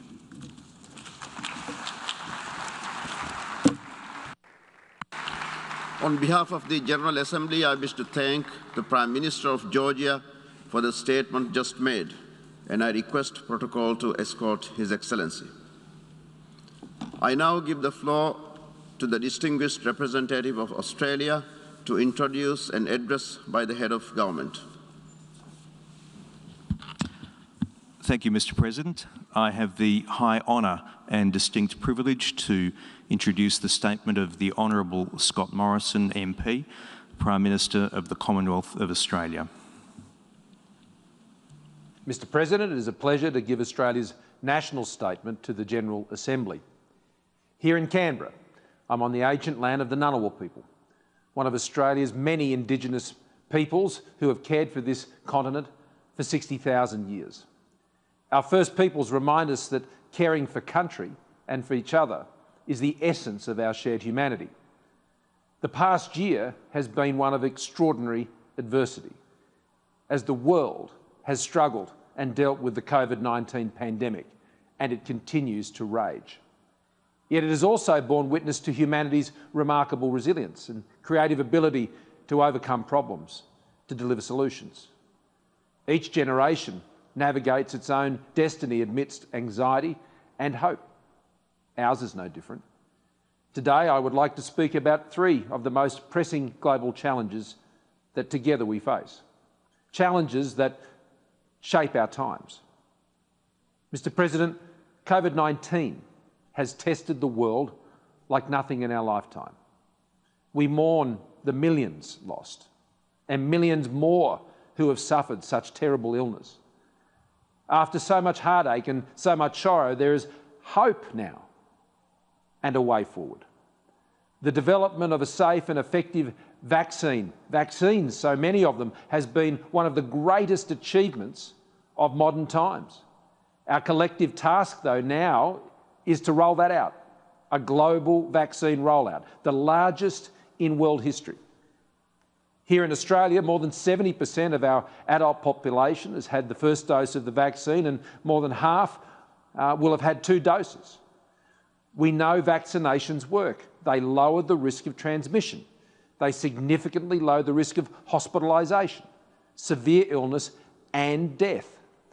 And high vaccination rates are the pathway to taking back so much of what we have lost and to living with this virus confidently, safely, securely and prosperously. Vaccinations are the key to keeping our neighbours safe also. Australia has been helping countries across our region battle this pandemic with personal protective equipment, testing equipment, medical personnel. And now we're doing everything we can to help them with access to safe and effective vaccines. None of us are safe unless all of us are safe. So this is the most urgent priority for Indo-Pacific nations. Already we've delivered more than 3 million doses to countries across our region, and millions more doses are on their way. We've also contributed $130 million to the COVAX Advanced Market Commitment, which has delivered over 51 million doses to Southeast Asia and 1.7 million doses to our Pacific family in Timor-Leste. And we're investing more than $620 million to procure millions of vaccine doses and providing technical advice, training of health workers and cold chain support to our friends and our neighbours. Now, this includes a $100 million contribution to the Quad vaccine partnership with our good friends the United States, India and Japan. This will support a boost in production by at least 1 billion doses by the end of 2022 and provide access to vaccines and delivery support to countries across the Indo-Pacific. This is the right thing to do. It will help slow the spread of the virus and, we hope, prevent variants emerging. As well, we must prevent future pandemics, and Australia supports the calls for a stronger, more independent World Health Organization with enhanced surveillance and pandemic response powers. This should be the duty of every single member of the World Health Organization to share that ambition for a World Health Organisation that can seek to protect us all in these circumstances. And we also need to accelerate efforts to identify how COVID-19 first emerged.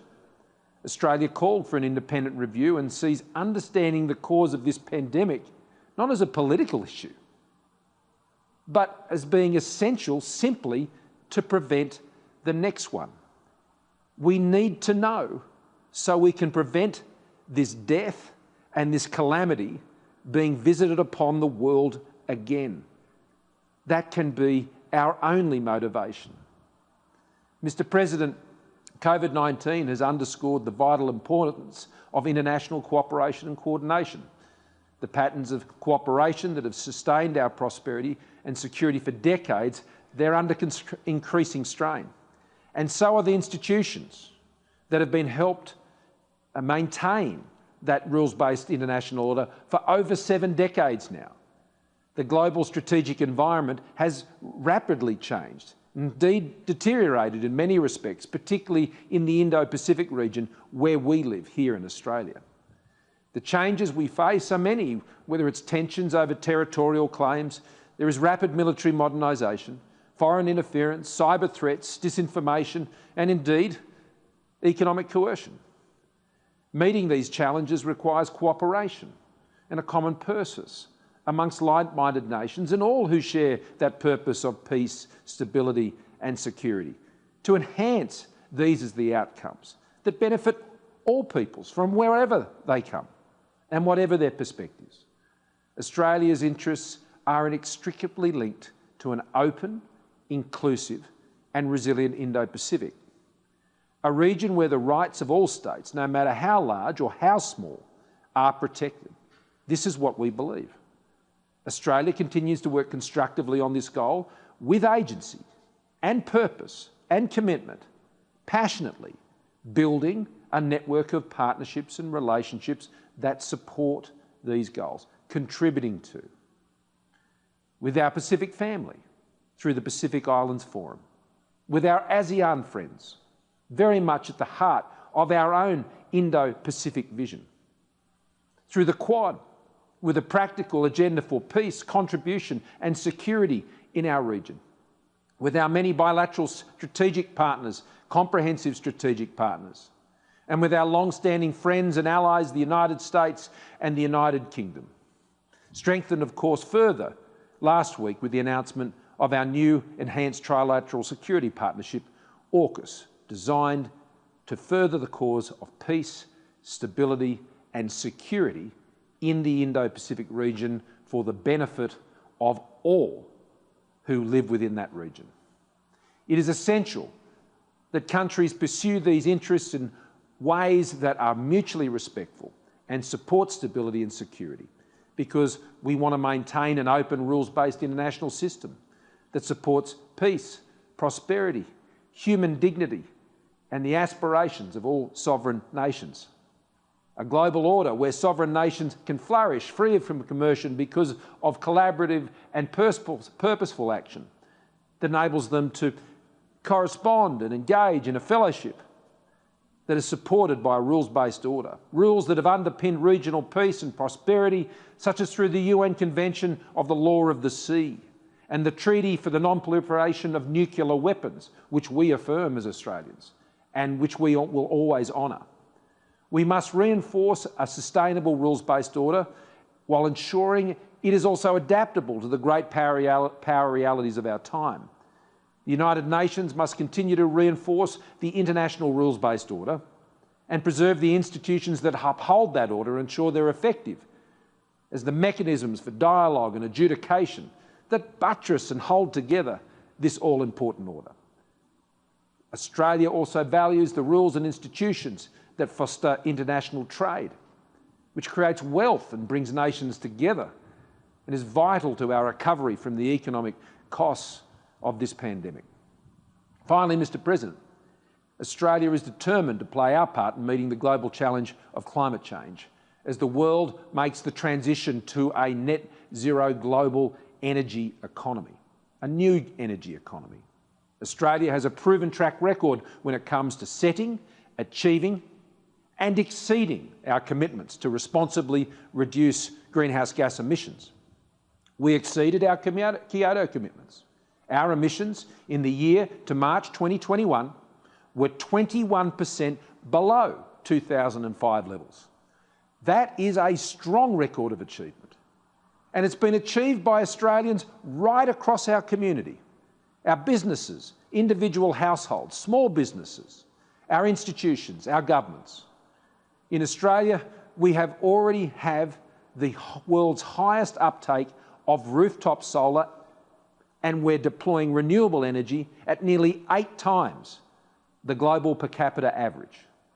We are well on the way to exceed our 2030 Paris commitment of reducing greenhouse gas emissions by 26 to 28% below 2005 levels. We will meet it and we will beat it, and we'll beat it strongly. And we are committing to achieving net zero emissions. My government, the Australian government, will release our long-term emissions reduction strategy ahead of the UN Climate Change Conference in Glasgow at COP26. We know the world is transitioning to a new energy economy. It's no longer about if, or even when for that matter, it's about how we achieve the reduction in global emissions, in our own emissions, in individual nations' emissions, while still lifting living standards across all nations. And the answer, as history has shown us time and time again, it's technology. Practical, scalable, and commercially viable technologies. That's why we're investing around $20 billion to commercialise promising new technologies like clean hydrogen, green steel, long-duration energy storage, and carbon capture, vital to meeting the global task to achieve net zero emissions. And we want to work with everyone, other countries, to commercialise these technologies and ensure they're scalable and accessible as soon as possible. This is critical for the good of developing countries, who we all know face the steepest challenge in reducing their emissions. Developing countries need job-creating investment in the same productive commercial technologies, energy technologies available to advanced economies like Australia. Australia is a reliable partner during this time of transition. We know that if we can support developing economies to embrace and use the technologies that achieve net zero emissions and see their economies grow and increase their jobs, that is not only wonderful for those economies and their peoples, but it also is good for Australia. We know that their success will also be our success. And so we are blessed here in this country with natural resources, including transition fuels and the resources needed for the new energy economy, and we will apply them. We will apply them in our region as we continue to work with our Southeast Asian partners and to assist them make their energy transitions successfully through finance, through trade and capability building. We have one global atmosphere, and it's in our shared interests to work with each other in this way. That's why we're helping other countries reduce their emissions and build resilience to climate change too. That's why we've set aside $1.5 billion in practical climate finance globally. And it will have a particular focus on our Pacific family, dealing directly. We're up for this global challenge. We're up for achieving net zero emissions, a challenge that we know will be met in partnership, and that unless we all get there, well, we will not achieve our goal. Mr. President, Australia has always sought to make a positive contribution to meeting global challenges. Our voice is clear, it's direct, it's respectful, it's constructive. It reflects our confidence in who we are and what we stand for. We are a proud liberal democracy. We believe in a world order that favours freedom, an order that was established through the fine institution of the United Nations that we gather around through these contributions, and that supports the dignity and free expression of all people. We believe in human rights, in gender equality and the rule of law, and we back that up with how we pursue these things in our own country, in our own society, and how we raise our own children. Australia was one of 8 countries only involved in the drafting of the Universal Declaration of Human Rights, and we continue to strengthen the international human rights system.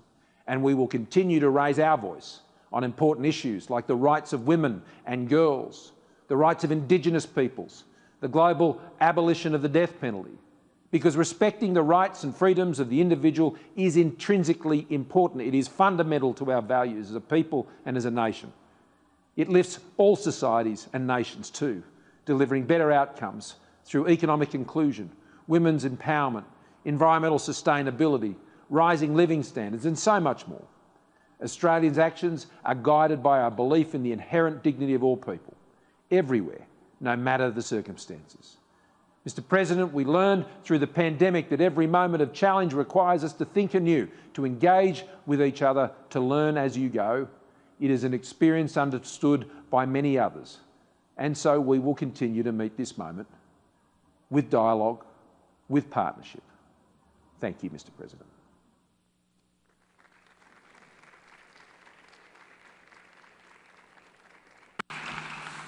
On behalf of the General Assembly, I wish to thank the Prime Minister of the Commonwealth of Australia for the statement just made. The Assembly will hear an address by His Highness Sheikh Sabah Khalid Al-Hamad Al-Sabah, Prime Minister of the State of Kuwait. May I request protocol to escort His Excellency.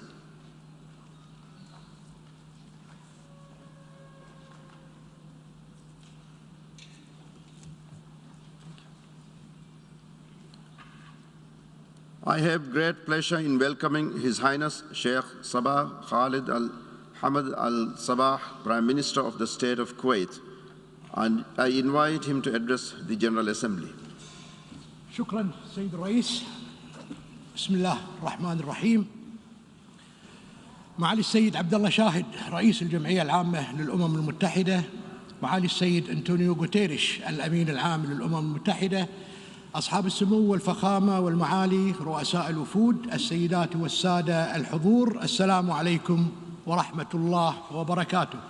يطيب لي بداية أن أتقدم بالتهنئة لشخصكم الكريم ولجمهورية المالديف الصديقة لانتخابكم رئيساً للدورة 76 للجمعية العامة، مؤكداً لكم دعمنا الكامل لكل ما من شأنه تسهيل مهام أعمالكم. وأود كذلك في هذه المناسبة أن أعرب عن خالص الامتنان للجهود المقدرة التي بذلها سلفكم سعادة فولكان بوسكير أبان توليه مهام رئاسة الدورة السابقة. ولا يفوتني في هذا المقام تقديم التهنئة لمعالي السيد أنطونيو غوتيريش لإعادة انتخابه أميناً عاماً للأمم المتحدة، والذي أتى اعترافاً بجهوده المشهودة في قيادة هذه المنظمة العريقة خلال فترة ولايته الأولى، والتي شهدت سنتها الأخيرة تحدياً تشعب في أبعاده وتعمق في حجم أخطاره واستفحل بغلو في إلحاق الخسائر بالأرواح والأرباح، معنوية كانت أو مادية. سيد الرئيس، ما زال عالمنا يصطبغ بألوان الحداد الذي خطتها جائحة كوفيد-19. هذا الوباء ذي الطابع العالمي الذي اتصف بالقدرة التدميرية في إحداث الضرر وانتفاء الانتقائية في حصد أرواح البشر، وفارضاً لموجات متكررة من الهيمنة الطارئة التي أحدثت اهتزازات متوالية مست بالصميم أنماط الحياة الحديثة بمختلف مناحيها الإنسانية والسياسية والاقتصادية والبيئية. فبمرور عابر على الأرقام والإحصائيات الدولية المسجلة سنلحظ حجم الندوب التي ستبقى حاضرة ولمدة طويلة في وجدان الضمير العالمي. فمن أعداد الضحايا والذي تجاوز أكثر من 4.7 مليون نسمة، ومن الإصابات المسجلة لأكثر من 231 مليون حالة مؤكدة، وما حملته من أعباء لا تطاق وقعت على كاهل القطاعات الصحية والعاملين فيها، والذين يستحقون منا وقفة إجلال وتقدير على صمودهم في خط الدفاع الأول رغم الأهوال التي هددت بانهيار العديد من المنظومات الصحية حول العالم. إضافة إلى تفاقم أزمة انعدام الأمن الغذائي بسبب تعثر خطوط الإمدادات، والذي أتى كنتيجة متوقعة للانكماش والركود الاقتصادي الحاد الذي لم يواجهه العالم منذ أكثر من 90 عاماً. وتدني الخدمات التي تقدمها القطاعات التعليمية وبشكل خاص في الدول النامية والأقل نمواً، وبصورة باتت تهدد أكثر من أي وقت مضى بتراجع المكاسب المحققة وبشطب الإنجازات المسجلة لأهداف التنمية المستدامة. سيد الرئيس، إن المتتبع لوقائع التاريخ سيجد أن الأوبئة رغم جسامة آثارها لعبت أدواراً مفصلية باعتبارها محفزاً رئيسياً للتغيير وإعادة البناء نحو الأفضل على المستوى السياسي والاقتصادي والاجتماعي. ومن هذا المنطلق فقد كانت جائحة كوفيد-19 بمثابة مرآة للعالم عكست خلالها أوجه الضعف وأظهرت مواطن الخلل، والتي تجلت في مظاهر مزمنة عدة، منها ارتفاع معدلات الجوع والفقر، طول أمد النزاعات، التطور غير المنضبط للتكنولوجيا الحديثة وتداعياته على الأمن السيبراني، تفشي آفة الإرهاب، استفحال ظاهرة التباين والتفاوت البنيوي والهيكلي بين الدول والذي أسهم في اتساع الفجوات بينها. كل هذه التحديات وأكثر وضعت العمل الدولي المتعدد الأطراف أمام محك يتسم بالمصيرية بين قابلية الاستمرار أو الجمود والانحسار. ولعل من أهم الانعكاسات الإيجابية للتغيير والتي عمدت الجائحة على أبرازها تمثلت في ظهور أنماط حديثة من الإبداع والابتكار والتكيف ساهمت في خلق استجابات سريعة وأشكالا متقدمة للتعاون داخل المجتمعات ذاتها أو فيما بين الدول، إضافة للطفرة العلمية البحثية التي تجسدت في السباق نحو دحر الوباء عبر إنتاج اللقاحات المتعددة، والتي أثبتت فعاليتها على إحداث التحصيل المطلوب من الناحية التطبيقية بنسب مشجعة. إلا أن الرهان على قدرة المجتمع الدولي في الاستغلال الأمثل لهذه الأزمة لإحداث التحول للأفضل لعالمنا يكمن في السعي الجاد لضمان تحقيق التعافي المستند على أسس منصفة ومستدامة لا يتخلف فيها أحد عن الركب. سيد الرئيس، إن الوصول إلى مبتغى التعافي يتطلب البدء بخطوات عدة، من أهمها إيلاء الاستثمار في البنى التحتية للبيانات والمعلومات أولوية حاسمة، ذلك لأن توافر الأدلة المستندة على التقنية الرقمية سيسهم في تحسين عمليات اتخاذ القرار للبرامج والسياسات الهادفة إلى تعبئة الموارد وإعادة البناء بعد تجاوز الأزمة في سبيل حماية المجتمعات من أزمات مستقبلية مماثلة. إلا أن الخطورة الأبرز والأكثر إلحاحاً تكمن في إيجاد وتيرة توزيع عالمي عادل وآمن لكل الدول للحصول على اللقاحات للوصول إلى مستويات التحصين الشاملة.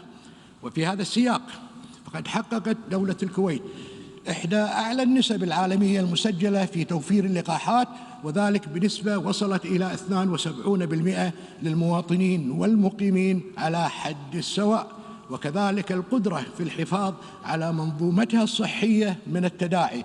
وتواصل بلادي تدعيم الجهود الدولية لمكافحة وباء كوفيد-19، حيث بلغ إجمالي مساهماتها حوالي 327 مليون و400 ألف دولار، كان آخرها تقديم مبلغ 40 مليون دولار لتحالف جافي ومبادرة منشأة كوفاكس، وذلك سعياً منها لتعزيز الأمن الصحي العالمي وتحصينه.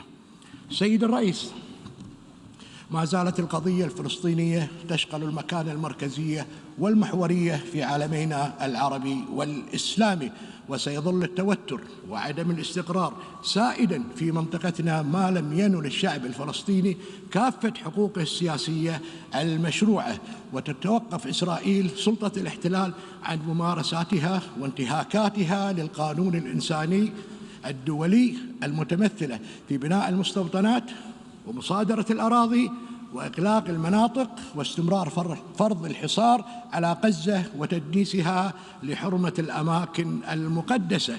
مؤكدين على أهمية مواصلة بذل الجهود من أجل إعادة المفاوضات ضمن جدول زمني محدد للوصول إلى السلام العادل والشامل وفق مرجعيات العملية السلمية وقرارات الشرعية الدولية ومبادرة السلام العربية لإنهاء الاحتلال الإسرائيلي وقيام الدولة الفلسطينية المستقلة وعاصمتها القدس الشرقية على حدود ما قبل 4 يونيو 1967 وعودة اللاجئين، مشيدين في ذات الوقت بالأدوار التاريخية لوكالة الأونروا عبر تقديمها المساعدات الأساسية لملايين اللاجئين الفلسطينيين، مؤكدين على أهمية استمرار تقديم الدعم لأعمالها. السيد الرئيس، إن استمرار الأزمة السورية والتي دخلت سنتها 11 بكل ما تحمله من آلام إنسانية للمواطن السوري في الداخل والخارج ظل شاهداً على أن غياب الإجماع والإرادة الدولية من جهة والتدخلات الخارجية من جهة أخرى كان السبب الرئيسي في إطالة أمد هذا النزاع الدامي. ومن هنا نجدد قناعتنا الثابتة بعدم وجود حل عسكري لها، وكذلك على أهمية العمل للتوصل إلى تسوية سياسية وفقاً لقرارات مجلس الأمن ذات الصلة، لا سيما القرار 2254، وبما يحقق ويلبي تطلعات وطموحات الشعب السوري الشقيق. سيد الرئيس، ارتبط استمرار الأزمة في اليمن الشقيق وما تحمله من تهديدات متزايدة وخطيرة للأمن والاستقرار الإقليمي بالواقع المرصود حول كيفية التعاطي مع قرارات ومخرجات مجلس الأمن ذات الصلة. ومن هنا نجدد موقفنا الراسخ بأن الحل الوحيد لهذه الأزمة هو الحل السياسي المبني على المرجعيات الثلاث المتفق عليها، وهي المبادرة الخليجية وآليتها التنفيذية، مخرجات مؤتمر الحوار الوطني، قرارات مجلس الأمن لا سيما القرار 2216، مجددين دعمنا للمبعوث الخاص للأمين العام إلى اليمن، مرحبين بذات الوقت بالأدوار البناءة التي قامت بها المملكة العربية السعودية الشقيقة من أجل تفعيل تنفيذ اتفاق الرياض، وكذلك على مبادرتها للسلام في اليمن، مجددين بالوقت ذاته إدانتنا لكافة الاعتداءات والهجمات التي تعرضت لها الأراضي السعودية، ومؤكدين دعمنا لكافة الإجراءات والتدابير التي تتخذها المملكة للحفاظ على أمنها واستقرارها. السيد الرئيس، شكل توصل ملتقى الحوار السياسي الليبي مطلع العام إلى انتخاب رئيس المجلس الرئاسي ونوابه وكذلك رئيس مجلس الوزراء، علامة مضيئة حول قدرة المجتمع الدولي ممثلا بالأمم المتحدة على إحداث نقلة نوعية على طريق السلام الوعر، والذي زاد من منزلقاته شيوع حالة الانقسام المؤسسي الحاد منذ أكثر من 7 سنوات، والتي تفاقمت مؤشراتها الخطيرة على أمن واستقرار البلاد ودول المنطقة، مجددين دعوتنا للأشقاء الليبيين بضرورة تغليب المصالح العليا للبلاد وكذلك الحلول السلمية القائمة النابذة للعنف، وبضرورة الالتزام بمخرجات المؤتمرات الدولية وقرارات مجلس الأمن ذات الصلة بما يضمن الانتهاء من كافة الترتيبات المطلوبة لعقد الانتخابات العامة في موعدها المقرر في 24 ديسمبر 2021، معربين عن تطلعنا أن تؤدي تلك الجهود إلى التوصل إلى تدابير ضامنة لأمن واستقرار ووحدة ليبيا وتلبي تطلعات شعبها الشقيق. سيد الرئيس، لعبت التداعيات السياسية والاجتماعية والاقتصادية جراء تفشي الجائحة في شيوع حالة من الانكفاء العالمي، وبصورة عمدت الجماعات الإرهابية والمتطرفة على استغلالها في المناطق المنكوبة بالصراعات أو تلك التي تعاني من الهشاشة الأمنية، حيث أن ما عانته منطقة الشرق الأوسط بشكل خاص من تنامي العمليات التخريبية للتنظيمات الإرهابية وعلى رأسها تنظيم داعش الإرهابي، كان سببا رئيسيا لتكثيف الجهود لمحاربة هذا الخطر الحقيقي بجميع أشكاله وصوره، والعمل على تجفيف منابعه، والقضاء على مصادر تمويله، والعمل على تفعيل الاتفاقيات الدولية والإقليمية المعنية بمكافحة الإرهاب. وفي ظل ما تشهده عدة دول في منطقتنا من تنامي هذا الخطر المدمر في كل من اليمن، ليبيا، سوريا، الصومال، العراق، فلقد راقب المجتمع الدولي وباهتمام بالغ التطورات الدقيقة التي شهدتها أفغانستان مؤخرا. وفي هذا الصدد ندعو حركة طالبان وكافة الأطراف إلى ضرورة ممارسة أقصى درجات ضبط النفس حقنا للدماء، وتوفير الحماية الكاملة للمدنيين، والتقيد بالالتزامات والقوانين الدولية، والحفاظ على أمن واستقرار البلاد وحقوق ومكتسبات الشعب الأفغاني الصديق.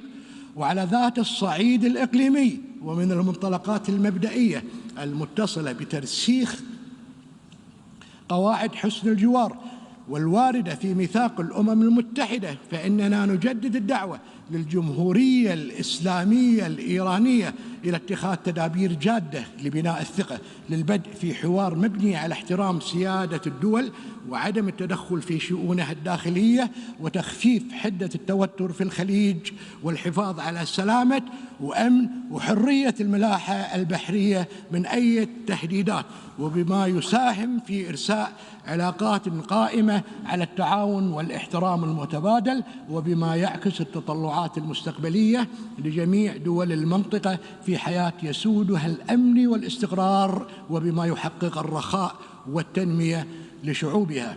ومن القضايا الشائكة ذات الطابع الإقليمي، فلقد شكل تآكل نظام نزع السلاح النووي تحدياً ذو طابع وجودي لأمن واستقرار المنطقة، ونتطلع في هذا الصدد إلى تضافر الجهود الدولية والإقليمية لإنجاح مقاصد المؤتمر المعني بإنشاء المنطقة الخالية من الأسلحة النووية وأسلحة الدمار الشامل الأخرى في منطقة الشرق الأوسط، والذي ستترأس دولة الكويت دورته الثانية، والمقرر عقدها في شهر نوفمبر القادم في مقر الأمم المتحدة بنيويورك. السيد الرئيس، عند استمرار جائحة كورونا وإمعانها في سلب المنجزات التي حققتها الدول للوصول إلى أهداف التنمية المستدامة، قد أظهرت مدى التشابك والترابط بين الأبعاد المختلفة للاستدامة، بحيث لم تكن قضية تغير المناخ والنظم الإيكولوجية المرتبطة بها بمنأى عن موجات التأثر العالمية.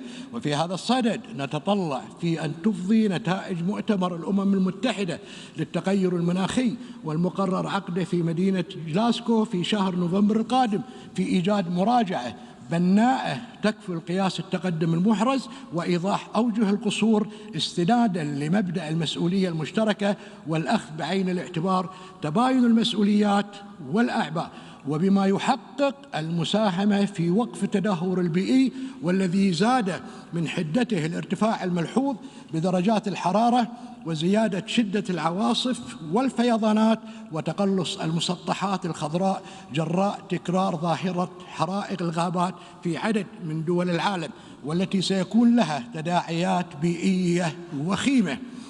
وفي الختام، لا يسعني إلا أن أجدد تمسكنا بالنظام الدولي المتعدد الأطراف وبمبادئ وأهداف ميثاق الأمم المتحدة، وبما يكفل تطوير وتعزيز الحوكمة الدولية لضمان تحقيق رسالتها السامية في حفظ السلم والأمن الدوليين وخدمة البشرية جمعاء. والسلام عليكم ورحمة الله وبركاته.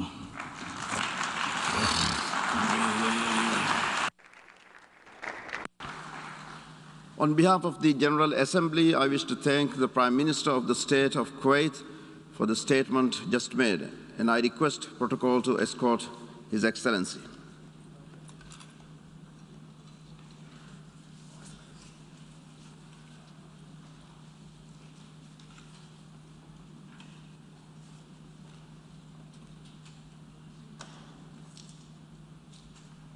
The Assembly will hear an address by Her Excellency Anna Brnabic, Prime Minister of the Republic of Serbia. May I request protocol to escort Her Excellency.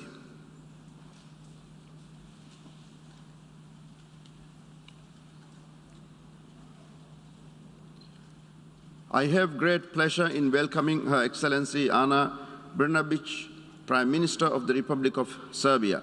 I invite her to address the General Assembly. Thank you very much, Mr. President, Mr. Secretary General, Excellencies, ladies and gentlemen.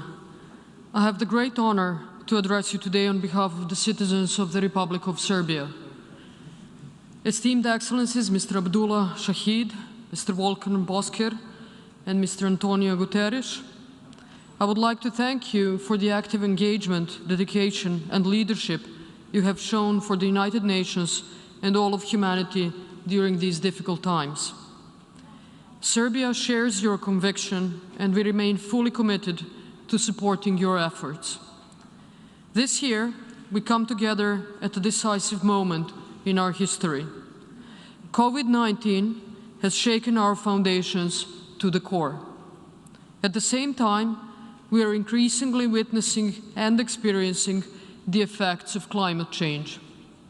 And finally, we are seeing significant shifts in global partnerships and alliances, trade wars between traditional partners and allies, protectionism instead of openness and free market policies, and overall uncertainty at an unprecedented scale. Some of the pressing and extremely emotional issues that we have locally in the Balkans are still unresolved, and while we are trying, and Serbia is especially dedicated to this, to change the future by working together and creating alliances through initiatives such as the Berlin Process and Open Balkans Initiative, others are trying to disrupt these processes, and instead of focusing on the future, they want to recreate the past, whatever the cost of that may be.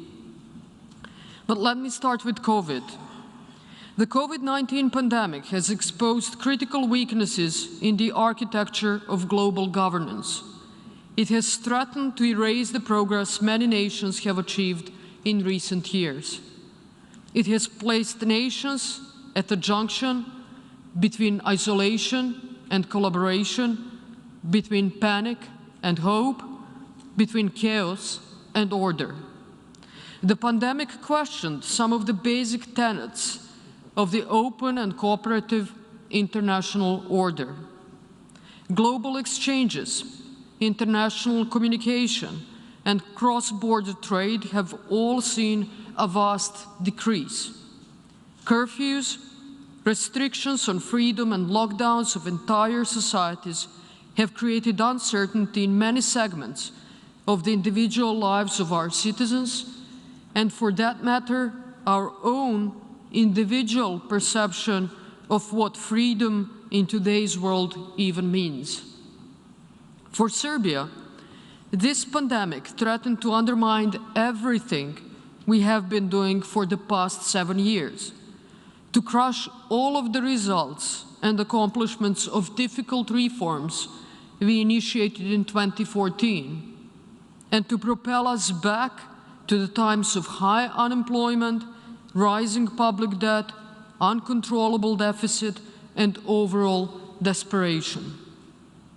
Much as in any other country, COVID-19 has tested our nation's resiliency. And this time, unlike during the global financial crisis, which was still much more limited in scope and incomparable in consequences to the COVID-19 pandemic, this time Serbia stood strong. The reforms we undertook in the pre-COVID times made us more resilient than ever. The fiscal consolidation, the budget surplus we had, efficient and predictable investment environment became a lifeline that saved us from a recession during the pandemic, and one that ensured we could support our citizens and our economy during these most difficult of times. Despite the effects of the crisis, Serbia has managed to preserve financial and economic stability. In 2020, we recorded a decline in GDP of only 0.9%, one of the best results in Europe. Our public debt remained below 60% of our GDP. Average salary continued to grow by almost 10%, while despite the pandemic, the number of people employed increased by over 3%. The recovery this year has been stronger than we expected. Our GDP will grow approximately 7% and perhaps by even more.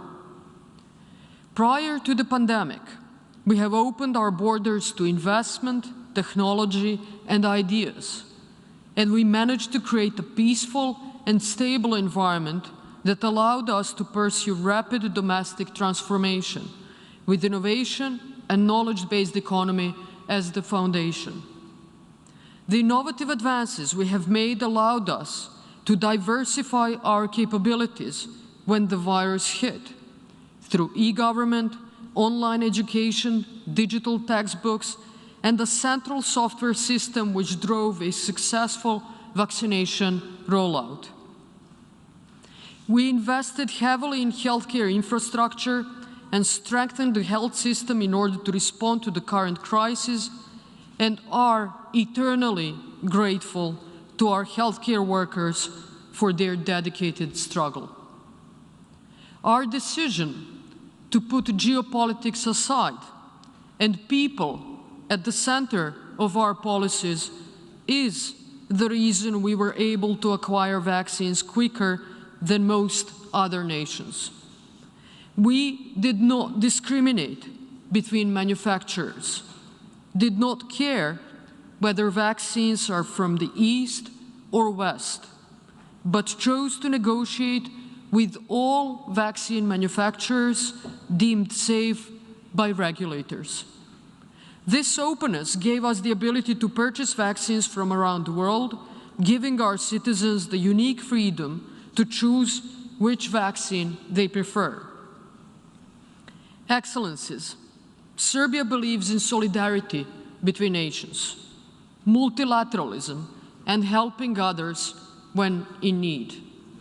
Since the beginning of this year, we have made it our mission to support our neighbors and all those in need with COVID-19 vaccines.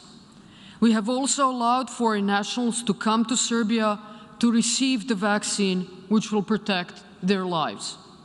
In total, Serbia has donated or allocated over 1 million doses of vaccines, 230,000 doses for the region, 300,000 doses for foreign nationals who came to Serbia to get vaccinated, and an additional 570,000 doses for countries of Africa and Asia.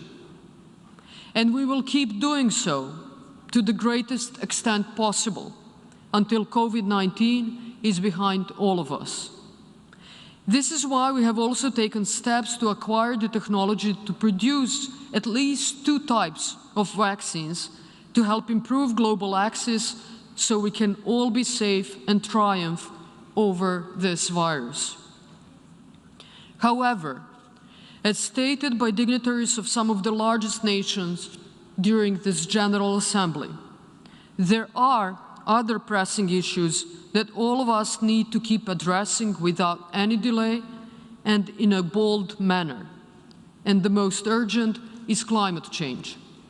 Serbia has redoubled its efforts to make our country safer and cleaner for its citizens, and by doing so, contribute to the fight against climate change and for environmental protection. We are strongly committed to the implementation of the Sustainable Development Goals and the Paris Agreement on climate change. We are committed to global efforts and will continue to work actively to meet our obligation under the UN Framework Convention on Climate Change. We are about to submit our revised nationally determined contributions to contribute to this critical global effort. We have already announced our intention to reduce greenhouse gases by at least 33.3% compared to 1990 and 13.2% compared to 2010, which we are currently incorporating into our energy and climate strategic documents. We work strategically on planning and investments in this sector. These investments are extremely expensive, requiring years and decades of commitment and a systematic approach. But we are firmly set on the path of this transformation. Ladies and gentlemen, of all the challenges we face, the most worrisome for Serbia is the maintenance of peace and stability in the southern Serbia province of Kosovo and Metohija. For more than 2 decades, we have been constantly drawing international attention to the problems that the non-Albanian population is facing in Kosovo and Metohija. Physical safety and respect for and protection of human rights, and especially of minority communities, are far from satisfactory. We are now witnessing a constant increase in the number of attacks targeting Serbs, their property, and religious heritage in Kosovo and Metohija. To illustrate, there were 55 such incidents in 2014, 62 in 2016, 71 in 2020, and 100 since the beginning of this year. The total number of attacks in 2020 was already surpassed by June of this year. According to the United Nations, Kosovo and Metohija is still the territory with the least number of returnees, internally displaced Serbs, of all post-conflict areas in the entire world.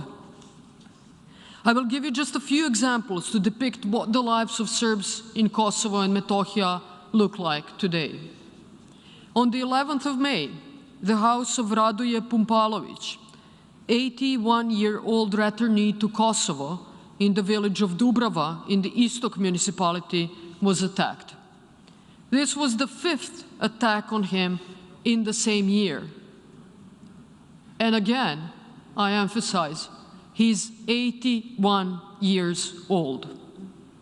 Since June 2021, multiple attacks were carried out against Dragica Gašić, a 59-year-old woman, the first Serb returnee to Đakovica, 22 years after the end of the conflict.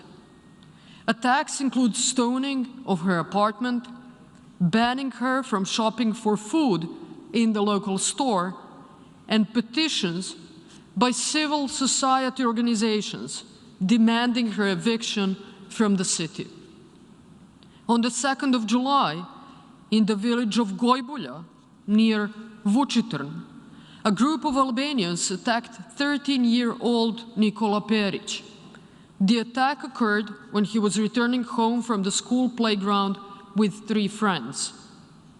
Attacks on Serbian medieval churches, monasteries, and monuments in Kosovo and Metohija make them some of the most endangered cultural heritage sites in Europe. The monastery Visoki Dečani was recently listed by Europa Nostra as one of the 7 most endangered heritage sites in Europe in 2021. The advisory panel of Europa Nostra noted that Dečani is the only monument in Europe under robust military protection for a continuous period of 20 years, although it constitutes a monument of ultimate historical and cultural importance for Europe and the world. This spiral of violence occurring in Kosovo and Metohija culminated at the beginning of this week. On the pretext of enforcing new license plate rules, Pristina dispatched heavily armed special units to the north of province. This is yet another brutal violation of the Brussels Agreement, and this irrational show of force has ignited a major crisis. It disrupted the supply of food and medication to Serb communities in the north of the province. Local Serbs, who peacefully gathered to protest this measure, were met with tear gas and police brutality, thus seriously threatening local and regional stability.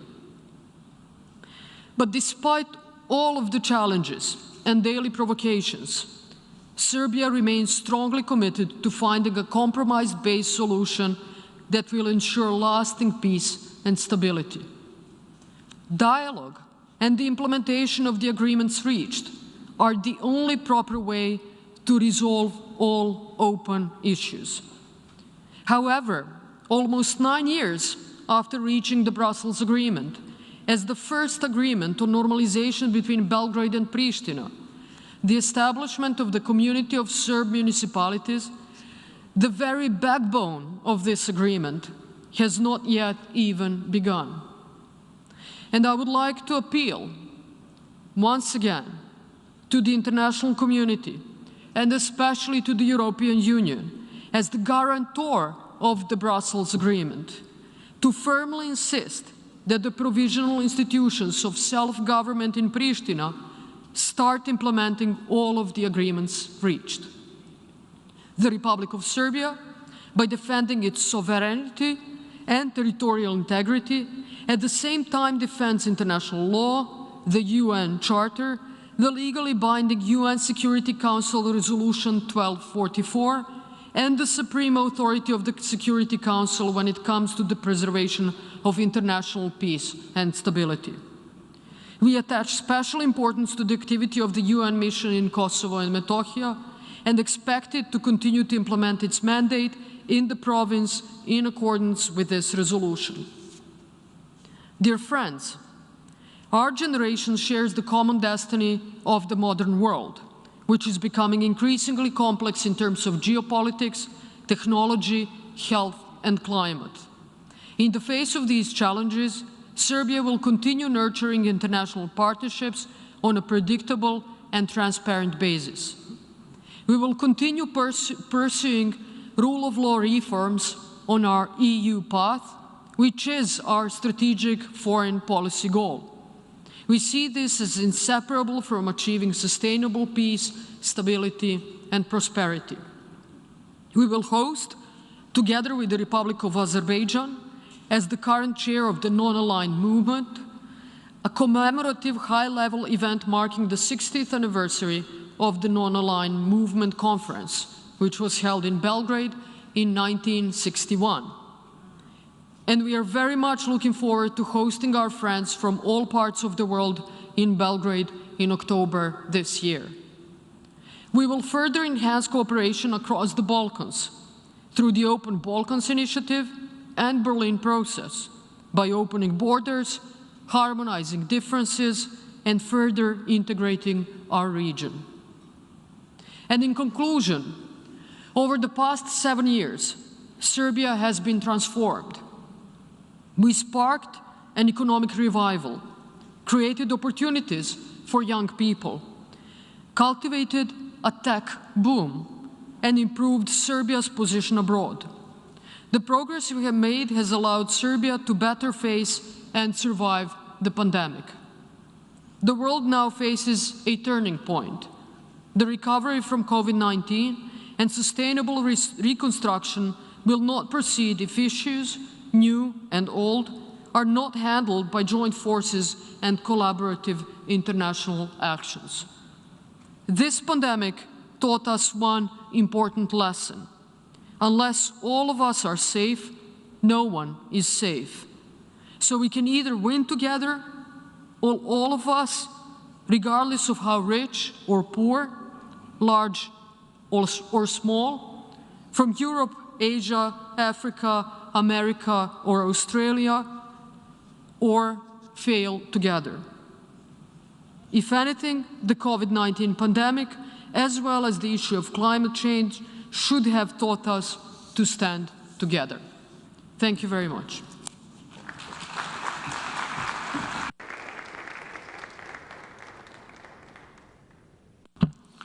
Au nom de l'Assemblée générale, je tiens à remercier la Première ministre de la République de Serbie de l'allocution qu'elle vient de prononcer et je prie le protocole de bien vouloir accompagner son Excellence. Je donne maintenant la parole au représentant du Danemark pour qu'il introduise l'allocution de la chef de gouvernement.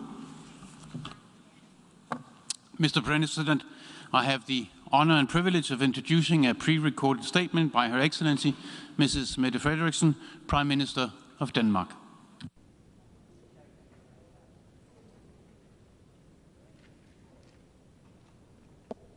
Mr. President, dear delegates, no one can be in doubt. We live in a connected world. We face global challenges. They can only be solved if we work together. COVID-19, human rights violations, climate change, poverty on the rise, conflicts. As a founding member of the UN, Denmark is a strong voice for common solutions. And today we need global cooperation more than ever. Throughout history, international solidarity has moved us forward. It has the power to do so again. Out of the pandemic, we must ensure global access to vaccines. None of us can leave COVID behind until all of us can. Denmark is committed to vaccine solidarity and COVAX. In the spring, we announced the donation of 3 million vaccine doses. This week, we announce a redoubling of our efforts. We now aim to donate more than 6 million doses. That is more than one donated vaccine for each Dane.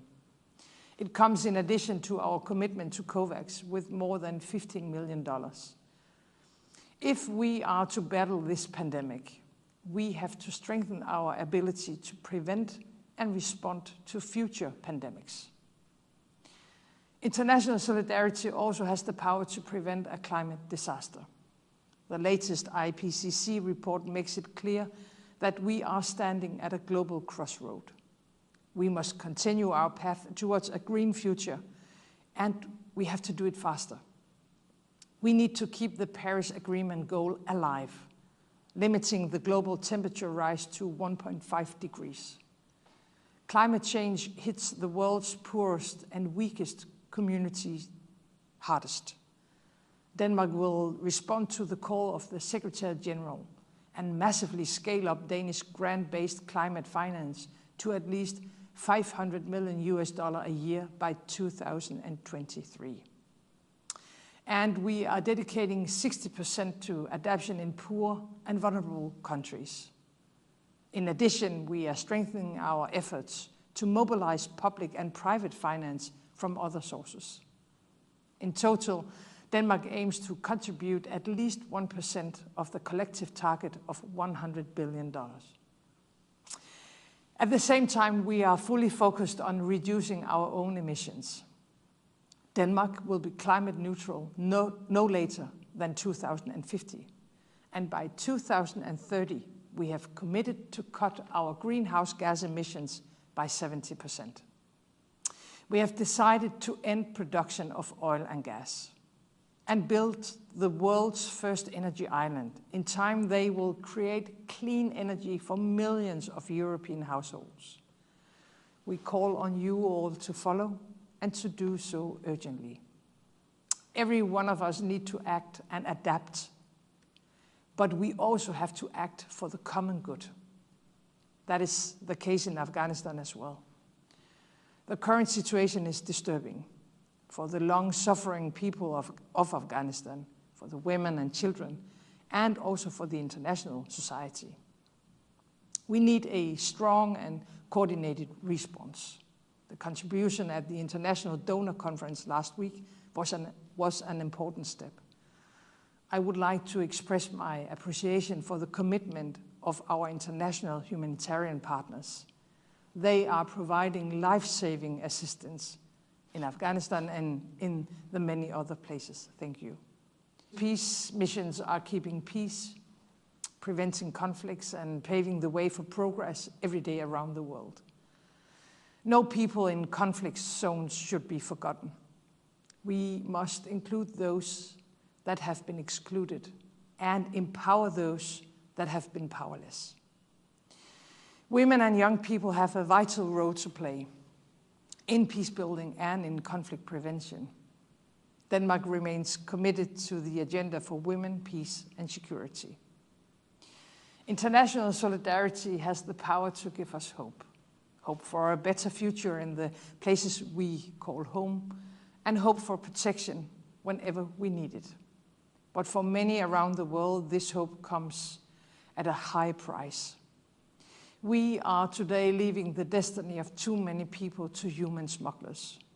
The current asylum and migration system does not address the challenges we face today.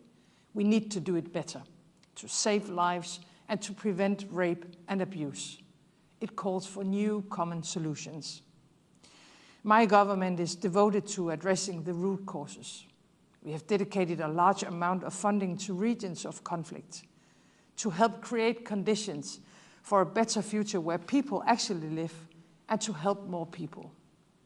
We need to work together to ensure safe and orderly migration and to protect those in need. Denmark is committed to a strong and efficient UN that protects the rule-based international order, promotes a more progressive world, and fight injustice. Last year, we asked the Secretary General to report back to us, the member states, with recommendations to advance our common agenda. He has done so. Now we have to act on these recommendations, all of us. The social contract between governments and people should be renewed in our own societies and at the global level. As host of the Social Summit in 1995, Denmark feels a special responsibility so that we may gather again in 2025 and continue the work towards the SDGs. 30 years on from Copenhagen and on the road to 2030. Thank you.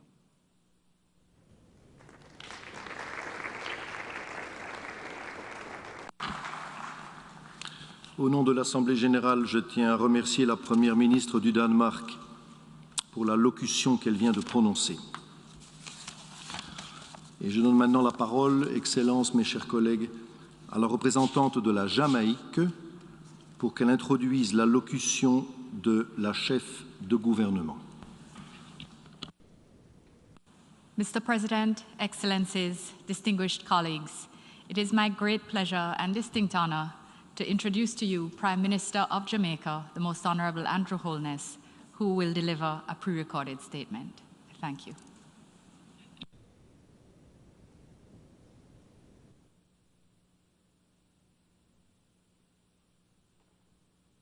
Your Excellency, Mr. Abdullah Shahid, I extend warm congratulations on your election to the presidency of this 76th session of the United Nations General Assembly. I also commend your predecessor, His Excellency, Mr. Volkan Bozkır, for his work during the historic 75th anniversary, a particularly difficult year for the United Nations and its membership as we grappled with the insidious COVID-19 pandemic. Your Excellency, you can be confident of Jamaica's continued commitment to collaborate and seek viable solutions for persistent global challenges, most notably the ongoing COVID-19 pandemic. We must take a fresh look at how we rebuild sustainably, attain the Sustainable Development Goals, and renew our focus on social justice and climate action. Mr. President, the theme for this year's debate, with its emphasis on building resilience, is welcomed as the world searches for ways to manage the COVID-19 pandemic with its dreadful impacts on all aspects of human existence. We must inspire hope to drive our emergence from the scourge of this pandemic better and stronger than we were before. Mr. President, at the core of building resilience is restoring the health and well-being of our people. The pandemic has exacerbated challenges in this area, especially for small island developing states like Jamaica, which already face limited resources in our health sector. Most regrettably, many lives have been lost, and we extend our condolences. There are increasing uncertainties as the pandemic continues and new variants emerge. While mitigation efforts to help to reduce transmission and mortality remain crucial, the long-term solution must be vaccines that are accessible to all. We know that vaccines only work if a critical threshold is attained. Sharing vaccines in a strategic manner serves the global common good, as no country will be safe until all are safe. Jamaica supports a globally coordinated approach to the scaling up of production and equitable distribution of vaccines with the United Nations at the core. We welcome the support received from bilateral and international partners and through the COVAX facility. COVAX was conceived as an expression of multilateralism, bringing widespread aspiration of hope in the collective approach. While COVAX has not met all expectations, nevertheless, we believe in the essential merits of the facility and call for urgent, increased international collaboration to avoid the widening gap in recovery across countries and regions. Mr. President, today we see some countries receiving a digital dividend, while others suffer the consequences of a digital divide. There is need to urgently address this digital divide in COVID-19 adaptation measures, responses, and recovery efforts.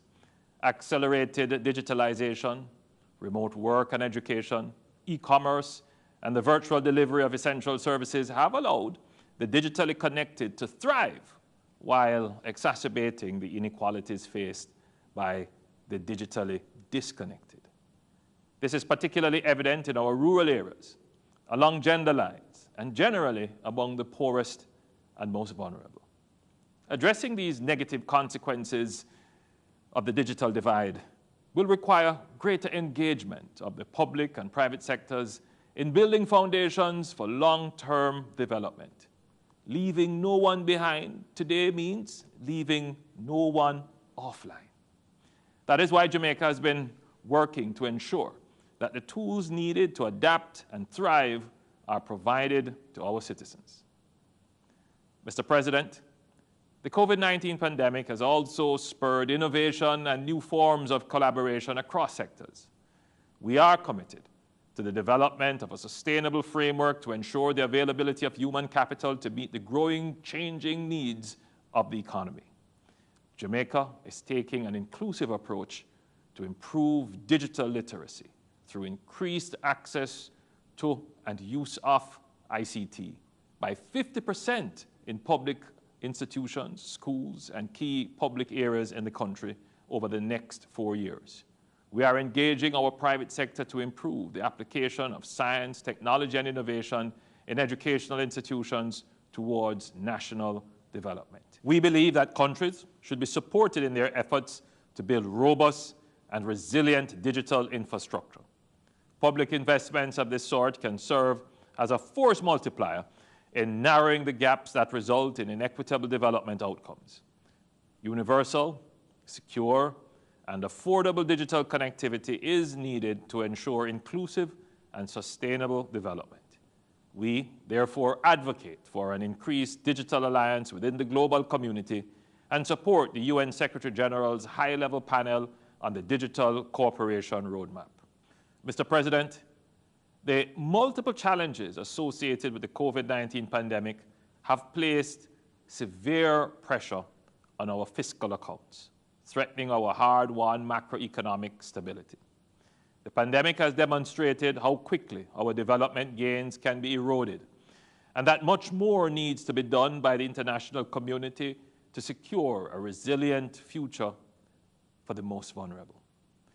We must retain hope in our ability to meet the targets for the SDGs, even with adjusted timelines. Mr. President, last year, along with the Prime Minister of Canada and the UN Secretary General and other heads of state and government and key international partners, I convened the Financing for Development in the Era of COVID-19 and Beyond initiative. The outcome was ambitious, yet practical, with policy options to support COVID-19 response and recovery for consideration by the international community. It now remains for us to take action.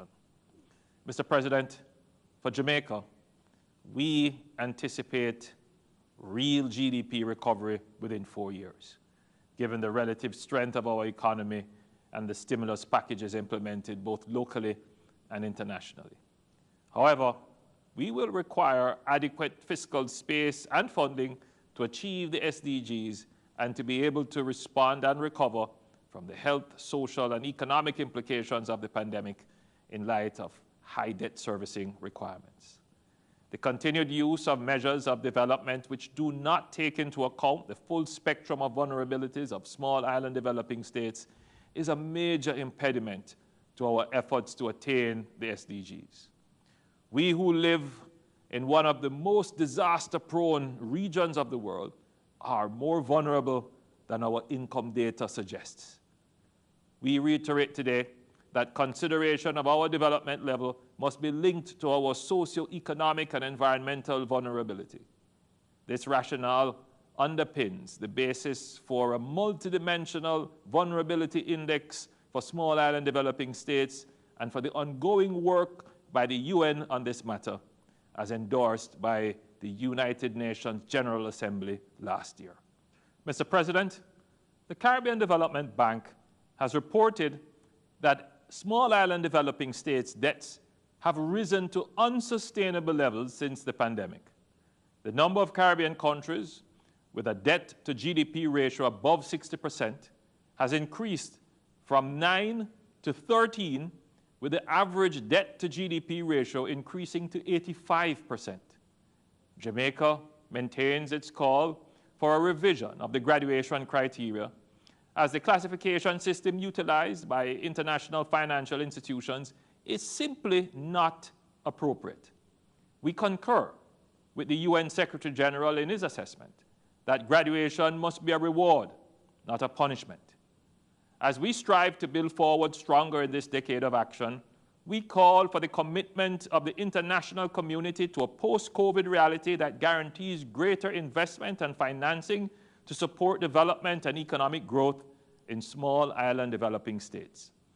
We also seek the reorientation of the international financial system to align financing with sustainable development to accelerate our push to achieve our SDG goals. Mr. President, climate change remains one of the defining global challenges of our era and of even greater concern for future generations. Our ability to achieve sustainable development will be compromised if we do not find real solutions to the ongoing climate emergency. The demand for climate adaptation is increasing, but so is the fear that it will be unmet. A more worrisome truth is the IPCC's finding that human influence on the Earth's climate has already led to unprecedented and irreversible changes. In their efforts to combat these changes, small island developing states have been unable to access climate finance at the pace and scale necessary. We have instead been forced to spend significant funds on loss and damage, with limited financial support from large emitters.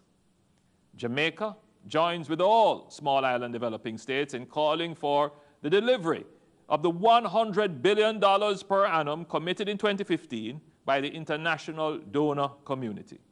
COP26 must deliver significant progress on the priority issues of climate financing, loss and damage, adaptation and mitigation, as well as the development of effective climate change plans.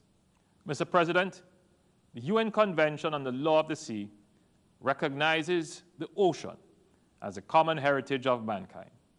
As the science and the research have shown, we must also see the oceans as playing a vital role as a climate mitigator.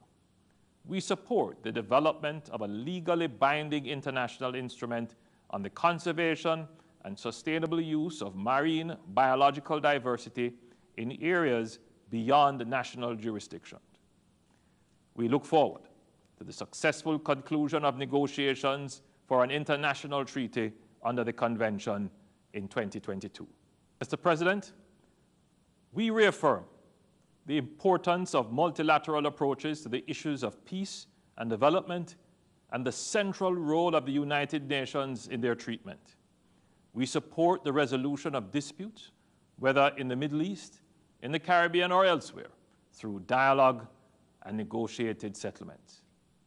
We call for an end to the economic, commercial, and financial embargo imposed by the United States of America against Cuba.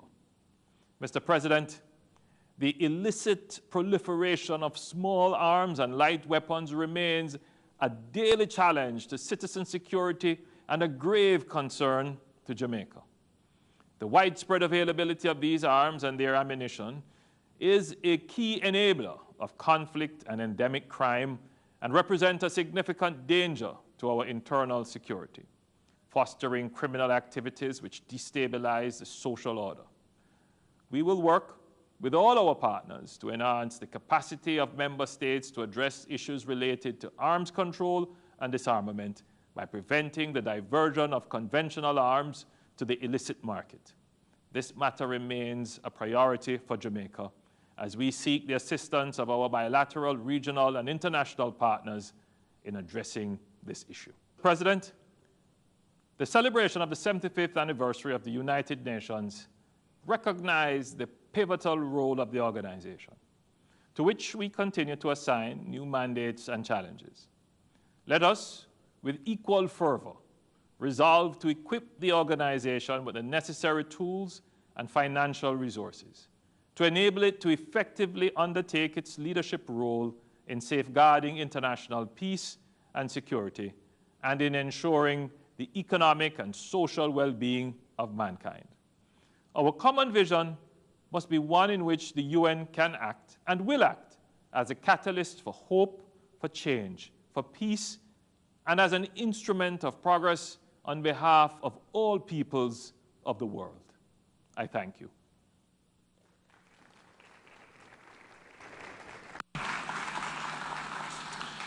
Au nom de l'Assemblée générale, je tiens à remercier le Premier ministre, ministre de la Défense, de la croissance économique et de la création d'emplois de la Jamaïque pour l'allocution qu'il vient de prononcer.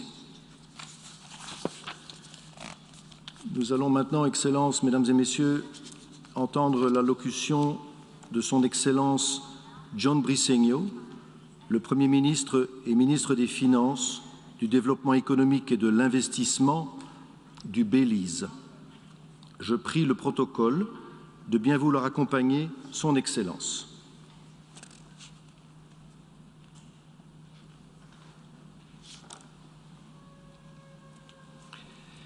J'ai le grand plaisir de souhaiter la bienvenue à Son Excellence John Briceño, le Premier ministre et ministre des Finances, du Développement économique et de l'Investissement du Belize, et je l'invite à prendre la parole devant l'Assemblée générale. Mr. President, congratulations on being elected President of the General Assembly. It is with great pleasure to see a representative of our fellow small island developing state presiding over the 76th section of the United Nations General Assembly.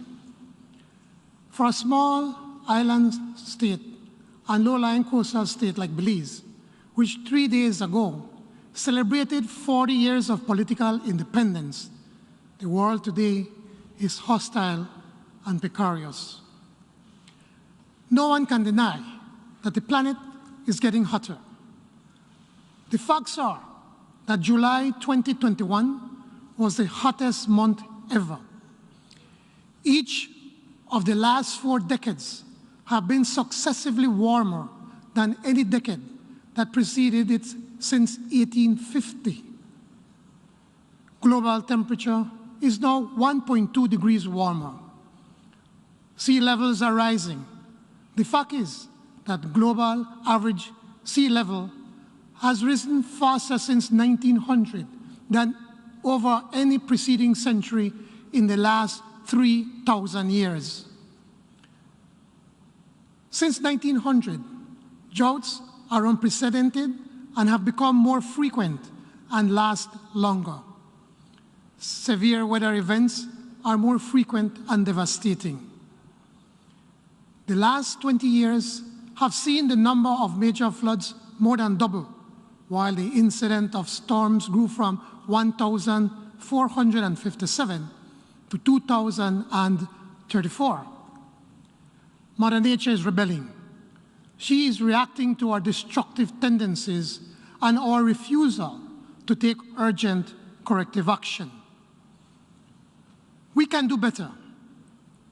And now, Mr. President, our capacity to survive is being tested by the unrelenting COVID-19 pandemic.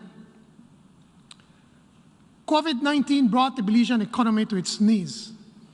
Unemployment reached 30% as thousands of Belizeans lost their jobs. GDP declined by 14%. Our debt ballooned to 130% of GDP. Many small businesses were shuttered. The poverty rate increased to 60%. The impact of the pandemic has been swift, dramatic, and devastating. The human toll has been deadly. Already 399 Belizeans lost their lives to COVID-19. We have a fatality rate of 2.05%. Thousands have been hospitalized so far. Our health facilities are overwhelmed as they were unprepared for the surge in admission of critical patients. This is not unique to Belize. To confront the urgency of the pandemic, governments across the globe reallocated funds to meet desperate needs. Loans originally committed for development and climate change were diverted to cover emergency health needs and to mitigate the impact of the unemployed. Massive additional borrowings became the new normal as lockdowns were extended. The Common Framework and Debt Service Suspension Initiative failed to offer forbearance to most middle-income SIDS, including Belize, who are ineligible despite our debt unsustainability. At the same time, most of our countries had no recourse to concessionary financing to fund the immediate health response. Señor Presidente, el compromiso de Belice a la conservación es ambiciosa. Reconocemos que nuestra deuda es insostenible y la vamos a ligar directamente a la conservación. Vamos a intercambiar millones de dólares en deuda para compromisos importantes en conservación del mar. Esperamos que 30% de nuestra zona económica exclusiva será designada como área protegida antes del 2026, mucho antes del año 2030. Aún más, estableceremos un fondo para la conservación marítima en perpetuidad. En esta área, orgullosamente estaremos en la vanguardia debido a nuestro amor a la naturaleza y respeto por el medio ambiente. With the advent of the vaccine, government self-financed its acquisition from COVAX and concurrently reached out to bilateral partners to solicit vaccine donations. It was vaccines from our South-South partners which allowed government to roll out our national vaccination program. Mr. President, the immediate global response was slow and inadequate to the scale and depth of the health crisis. Disruption of supply chains made access to the much-needed COVID-19 therapeutics, diagnosis, and PPEs beyond the reach of many developing countries. Vaccine hoarding has reduced access to COVID-19 vaccines for developing countries, undermining COVAX and leading to deep and threatening inequalities. 80% of vaccines administered worldwide have been in high and upper middle income countries. Only 0.4% of doses have been administered in low-income countries. In Latin America and the Caribbean, the region worst hit by the pandemic, only about a fifth of the population has received vaccines. A pesar de las inequidades y morales, los países que tienen un grado más alto de vacunación están a punto de administrar inyecciones de refuerzo a su población que ya están vacunados. No solamente es injusto, simplemente es lamentable. Ciertamente, el mundo necesita urgentemente volver a comprometerse al multilateralismo. Belize exists today because of the multilateral system. The support of UN member states for Belize's territorial integrity and respect for our right to self-determination was critical to the achievement of Belize's independence. For us, the multilateral system is indispensable. For this reason, Belize supports the Secretary General's thoughtful and forward-looking Our Common Agenda, which sets out a concise plan of action to accelerate the implementation of our agreed goals, including Agenda 2030. Despite the inclination to retreat towards nationalist tendencies, the truth is that whether it is the health or climate crisis, the scale of the challenge, the magnitude of the impact, and the urgency of the action required cannot be met by any one country alone. Inequality and vulnerabilities are also a threat to the rich and strong. Therefore, our common future depends squarely on our solidarity, international cooperation, and a strong and effective multilateral system. We must commit to finding solutions together to the common problems that we confront.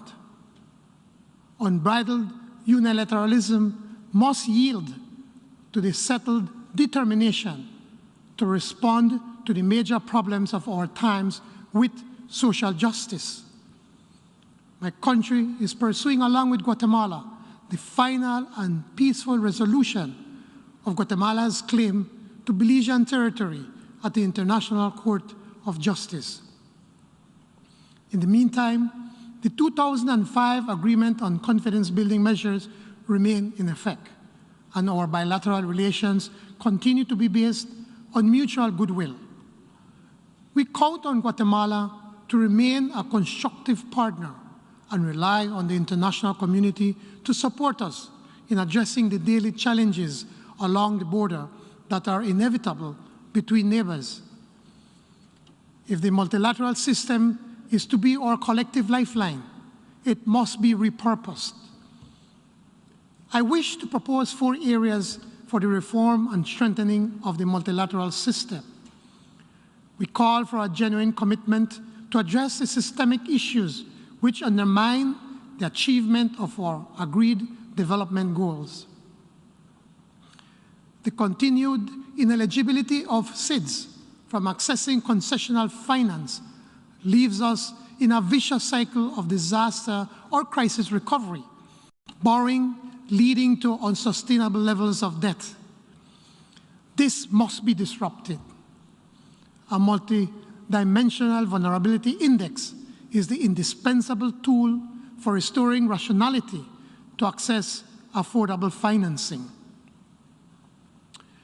We therefore welcome the work of the UN and other development partners, such as the Commonwealth and the Caribbean Development Bank, in developing an MVI that does not only consider economic development, but also the inherent vulnerabilities of SIDS, scale, geography, and limited natural resources.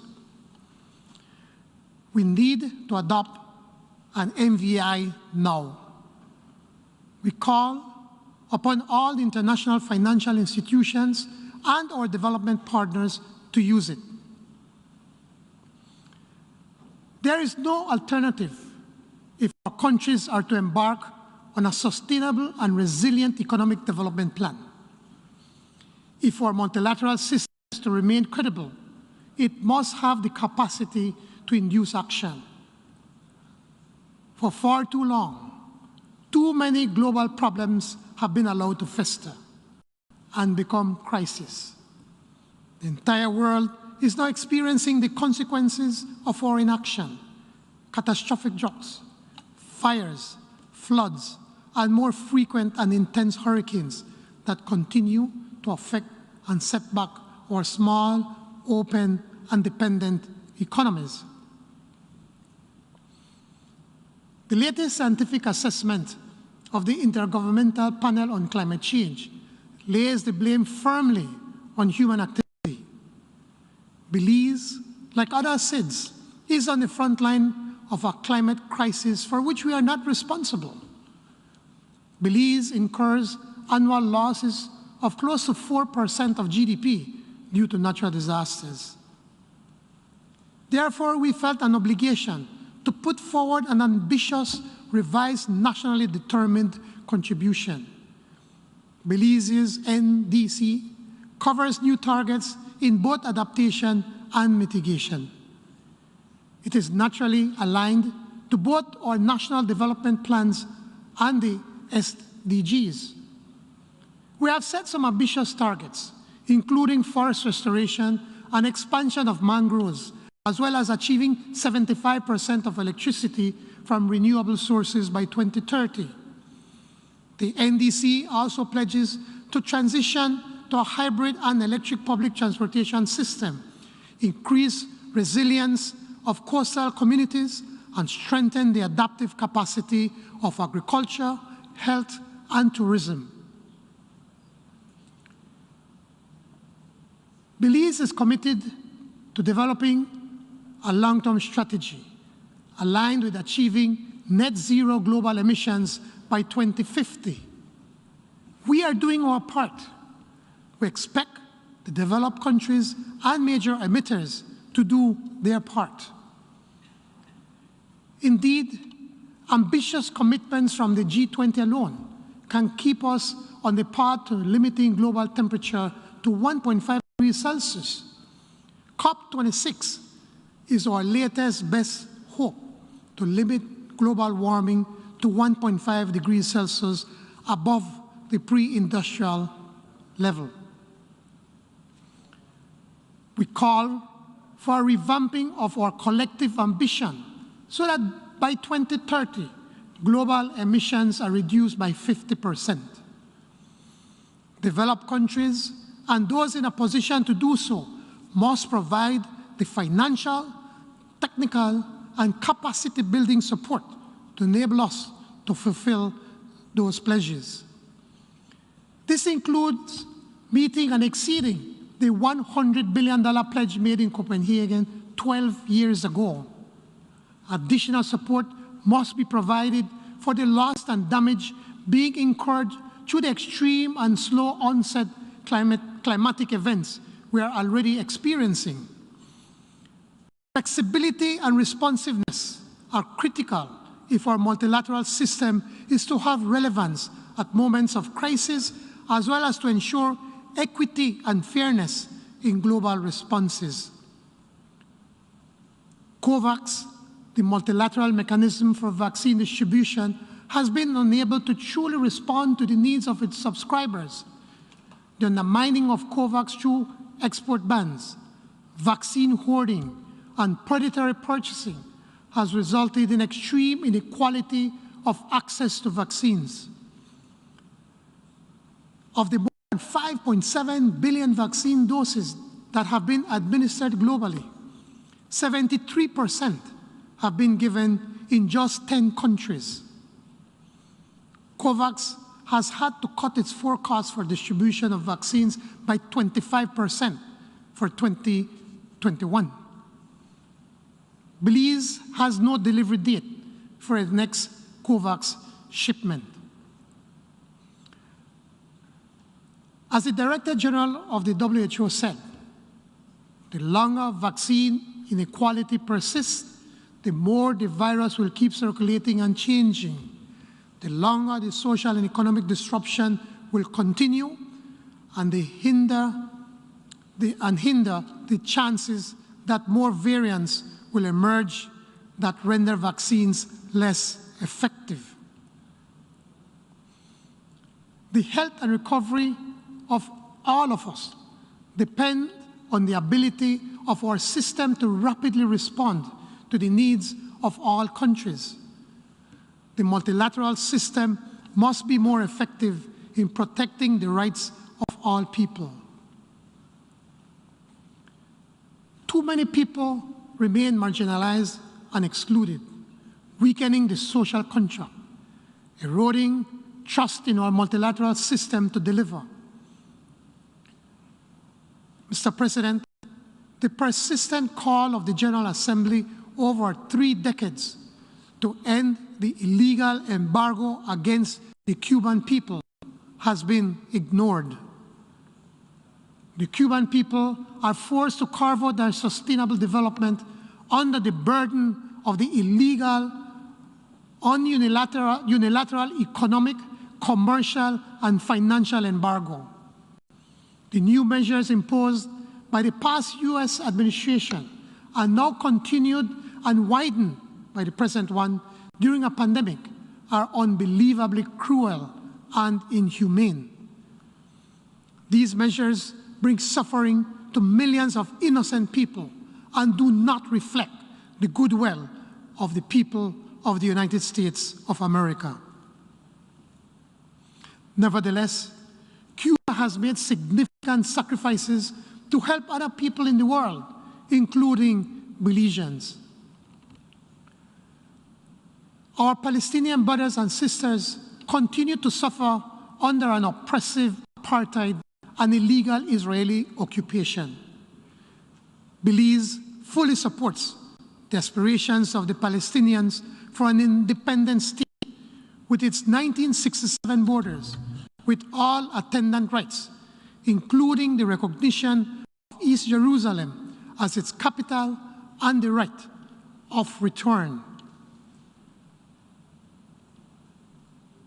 And the Sahrawi people are similarly being prevented from exercising their right to self-determination.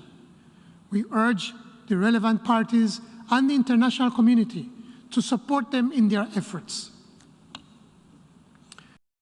Belize is also deeply concerned about the situation in Haiti and about the regional and global inaction to offer genuine and substantive program of support. We are alarmed at the inhumane treatment of Haitian refugees who are risking their lives traversing 2 continents for a better future. We therefore call on the UN to galvanize action of the member states and its development system to support the development of a Haitian-led resolution restoring its sustainability and security. Our multilateral system must also be inclusive, harnessing the capacity of all states to scale up international cooperation where it is most needed. Belize has benefited greatly from our diplomatic partnership with Taiwan that is based on the shared values of democracy, freedom, human rights, and the rule of law. Taiwan has provided tremendous assistance to Belize in terms of medical supplies and financial support, so Belize is better equipped in combating COVID-19 and conducting post-pandemic recovery. Belize calls for Taiwan's inclusion in the United Nations and its specialized agencies, which will not only further enhance global cooperation and partnership, but also manifest the United Nations' enshrined principle of universality. Mr. President, Excellencies, ladies and gentlemen, it is crystal clear that the confluence of crises facing the world can only be addressed through solidarity, international cooperation, and multilateral approaches. Let us not return to this great hall in September 2022 to lament further inaction. Let us not return next year to again decry unilateralism, nationalism, and failed collective action. No, Mr. President, we must move forward together. We can defeat COVID-19, but we can only do so together. We must save the planet from the irreversible effects of climate change, but only if we act collectively and urgently. Together we can reform the world's financial architecture to guarantee debt relief, make available affordable financing, and adopt a multidimensional vulnerability index. Together we must lift billions out of poverty and provide affordable housing, education, and healthcare. Failure is not an option. We believe in the power of humanity, in the noble spirit of mankind. We have confidence that we can and we will make the world a better place. The people of Belize, the citizens of the world, expect nothing less. Thank you.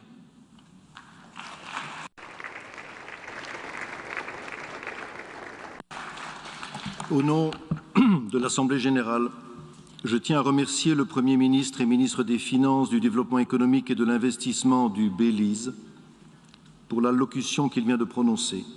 Et je prie le protocole de bien vouloir accompagner son Excellence. L'Assemblée va maintenant entendre l'allocution de son Excellence, M. Alexander De Croo, le Premier ministre du Royaume de Belgique. Je prie le protocole de bien vouloir accompagner son Excellence.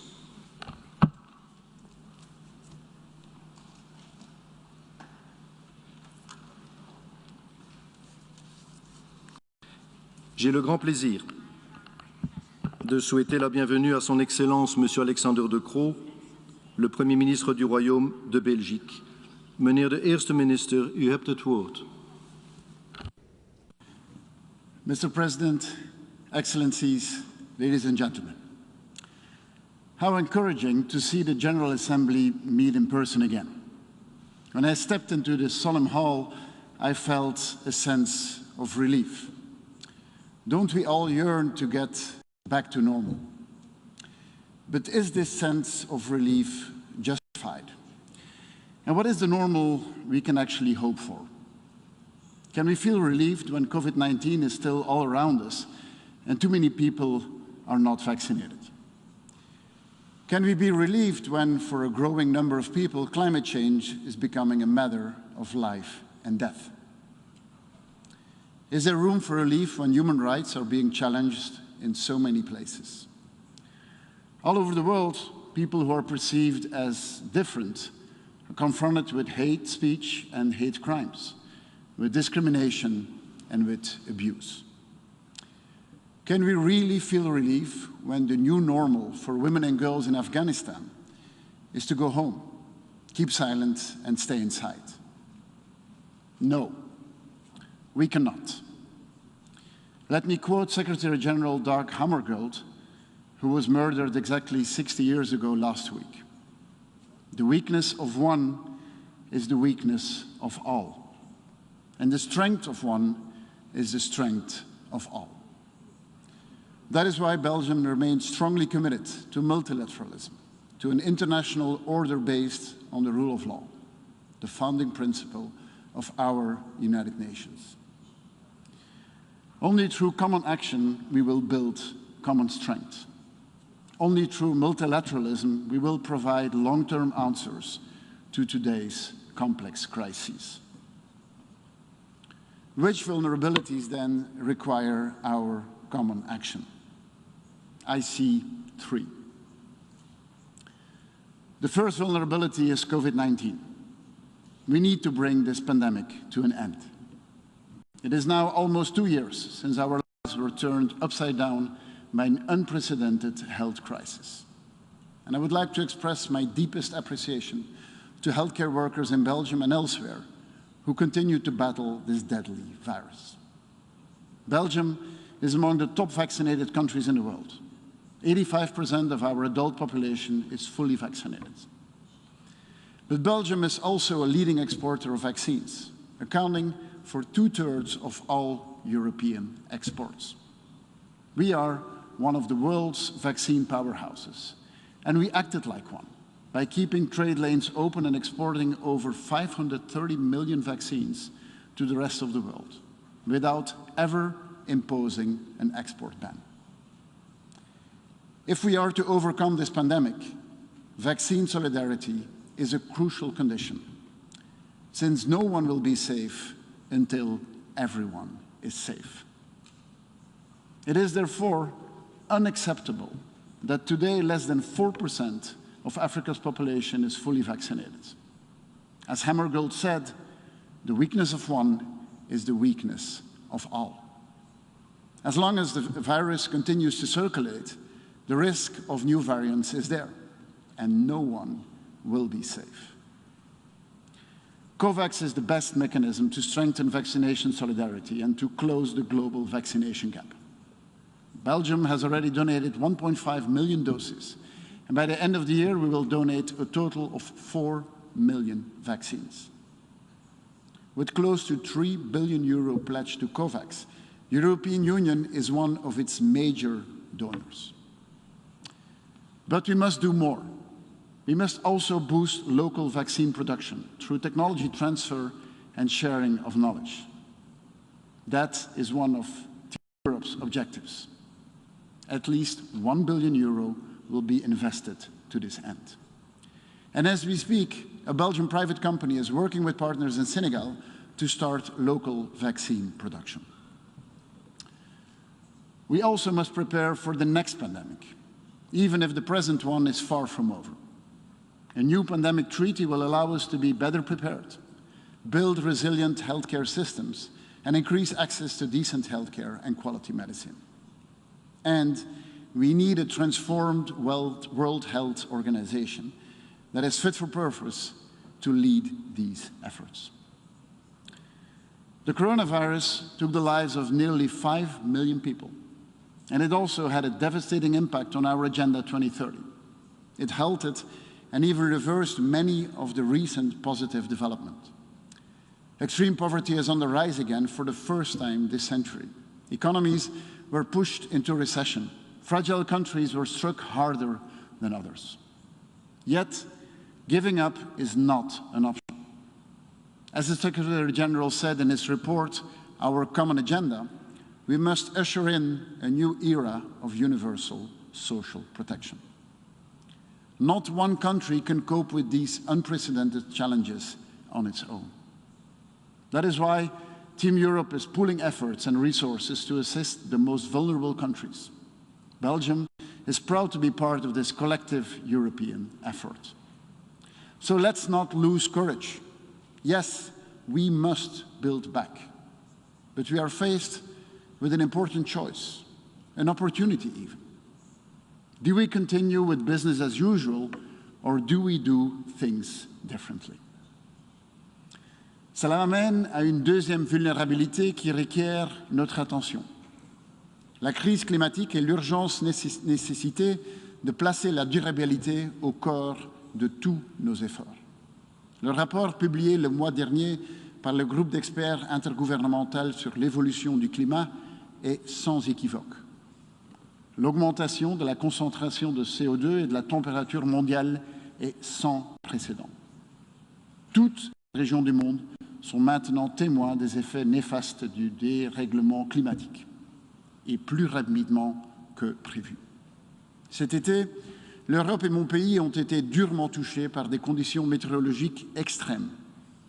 Ce sont 41 de nos compatriotes qui ont perdu la vie lors de ces inondations, les pires qu'ait connu notre pays.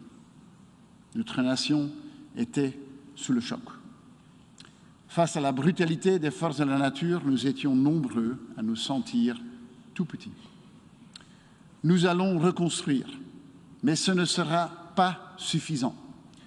Nous ne pouvons pas nous croiser les bras et attendre les prochaines inondations, la prochaine vague de chaleur ou la prochaine sécheresse extrême qui tuera à nouveau. Nous devons agir et nous devons le faire maintenant. This makes the UN Climate Conference COP26 in Glasgow the most important meeting of the recent years. With the Green Deal, the European Union intends to be climate neutral by 2050 and to reduce greenhouse gas emissions by at least 55% by 2030. We hope that more countries will follow Europe's ambitions. This transition to sustainability is not only a cost, it is also a major economic opportunity. It triggers innovation and it drives new growth. It is the future our youth demands. That's why Belgium will double its wind energy capacity in the North Sea to remain one of the global leaders in offshore wind energy production. We will increase investments in renewables, and we have the clear ambition to become one of the most important hubs in clean hydrogen supply. Our common mission in Glasgow is crystal clear. We need to do whatever it takes to limit global warming to the Paris target of 1.5 degrees. Building the resilience of the most fragile countries will be an important part of this effort. That is why we must deliver our financing commitment of $100 billion, and why Belgium plans to increase its contribution to international climate finance. It is quite literally a matter of life and death. If we fail to act on the climate crisis, we will not only lose more lives, but global tensions, instability, and insecurity will increase. This brings me to the third vulnerability, our international security. 20 years ago, the attacks of 9/11 did not only change this city, they changed the world. 5 years ago, my country was also attacked by terrorists. Like France, we are bringing terrorists to justice, but we have not defeated terrorism yet. Terrorists continue to claim innocent lives, as they did recently at Kabul airport. Belgium is one of the founding members of the coalition against ISIS. We actively participate in the fight against terrorism, with military deployment and with stabilization and reconstruction efforts through UNDP. Throughout the Sahel, our bilateral cooperation encompasses both defense and development. Indeed, security is not sufficient to ensure stability. And we cannot close our eyes to the aggravating humanitarian situation. The failure to prevent conflict often results in the failure to protect human dignity, with people losing everything. My country is a major humanitarian donor. Belgium's budget for humanitarian aid was €200 million last year. During our Security Council tenure, we attached great importance to humanitarian issues, such as humanitarian access to Syria. In the same vein, we will continue to help Afghan people with humanitarian aid. Belgium will do its part in line with our commitment announced last week in Geneva. The world cannot turn its back on the Afghan people. Yes, humanitarian assistance is necessary and needed to save lives, but only tents and food will not be enough. I see an important role for the United Nations in remaining close to the people of Afghanistan, to provide humanitarian assistance, but even more, to prevent the country from imploding. Turning our back on the Afghan people would come at a high cost. A population plunged into extreme poverty will fall victim to extreme ideologies or will do anything to leave the country. Your Excellencies, ladies and gentlemen, these three vulnerabilities, health, climate, and security, are a threat to human rights and their universality. For Belgium, peace, security, and development are not possible without a profound respect for human rights. In every crisis, in every war, women and girls suffer first and suffer most. We are concerned by the appointment of a Taliban government that does not reflect the political, religious, and ethnic diversity of Afghanistan. Afghan women and girls are already bearing the brunt. They are tear-gassed, beaten, dismissed, locked up at home. We will continue to monitor their rights. They must be able to go to school, to work, to live their lives in freedom. Societies where women are respected and equally represented, where they thrive and become teachers, society leaders, and CEOs, are stronger and more stable societies. 20 years ago, Belgium played a crucial part in the adoption of the Durban Declaration and Programme of Action. The fight against racism is of paramount importance to my government. Racism, anti-Semitism, and all other forms of discrimination and intolerance are unacceptable. We need to challenge and end racial injustice. In doing so, we will shape a society that lives up to the promise of the fundamental equality of all human beings. The universality of human rights is the cornerstone of the modern international order. It is an essential obligation for all states. That universality is all too often questioned. More than ever, we need to reaffirm that human rights are not a favor. They are an obligation, everywhere, for everybody. Too many women and girls still fall victim to human rights violations. Same-sex relationships are still considered a criminal offense in too many countries. Belgium will continue to be a voice for LGBTI people. We will not let our guard down. For all these reasons, Belgium aspires to become a member of the Human Rights Council for 23-25. Mr. President, these global vulnerabilities threaten the very fabric of our societies, our ways of life. They can only be addressed by a collective answer based on a dynamic multilateralism. No one is safe until everyone is safe. It has become our guiding principle in fighting the pandemic. It is a present-day translation of Hammarskjöld pointing out that the weakness of one is the weakness of all.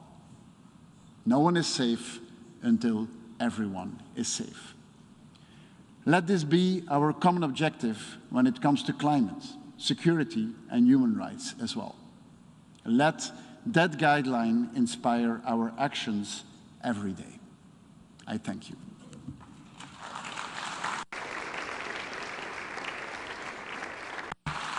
Au nom de l'Assemblée générale, je tiens à remercier le Premier ministre du Royaume de Belgique pour l'allocution qu'il vient de prononcer et je prie le protocole de bien vouloir accompagner son Excellence. Je donne maintenant la parole, Excellences, Mesdames et Messieurs, aux représentants de Saint Kitts et Nevis pour qu'il introduise l'allocution de la chef de son gouvernement.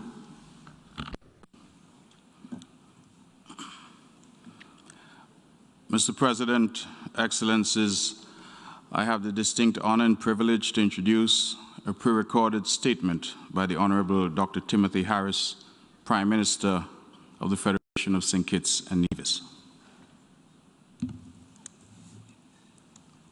Mr. President, Mr. Secretary General, distinguished delegates, it's my privilege and honor as the Prime Minister of St. Kitts and Nevis to address the United Nations General Assembly today.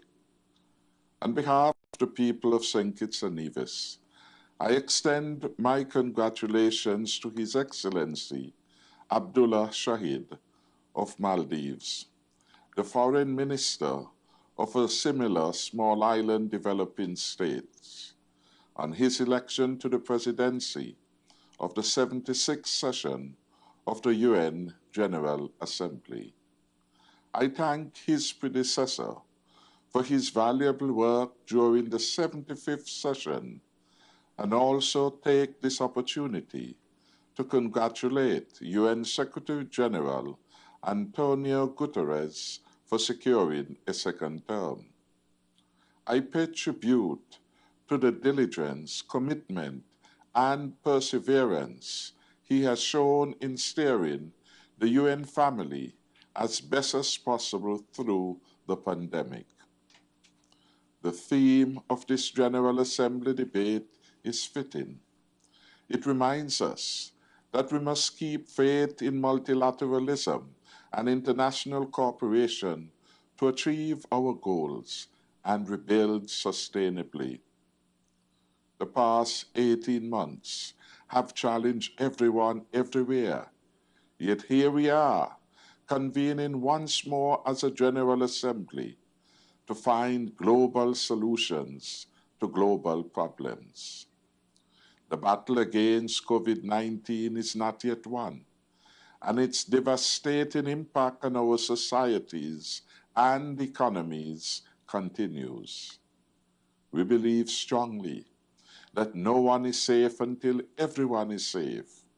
That requires equitable access to vaccines and other medical products and technologies. I commend the international community for its response to calls for vaccine equity, and I'm pleased to say that St. Kitts and Nevis is just one of the many countries to have benefited from the COVAX facility established by the World Health Organization at the start of the pandemic.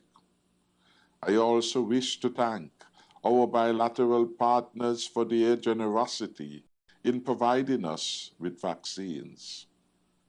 St. Kitts and Nevis has 66% of its adult population fully vaccinated, and over 75% of the target population has received their first dose. We are endeavoring to improve these statistics in the near future.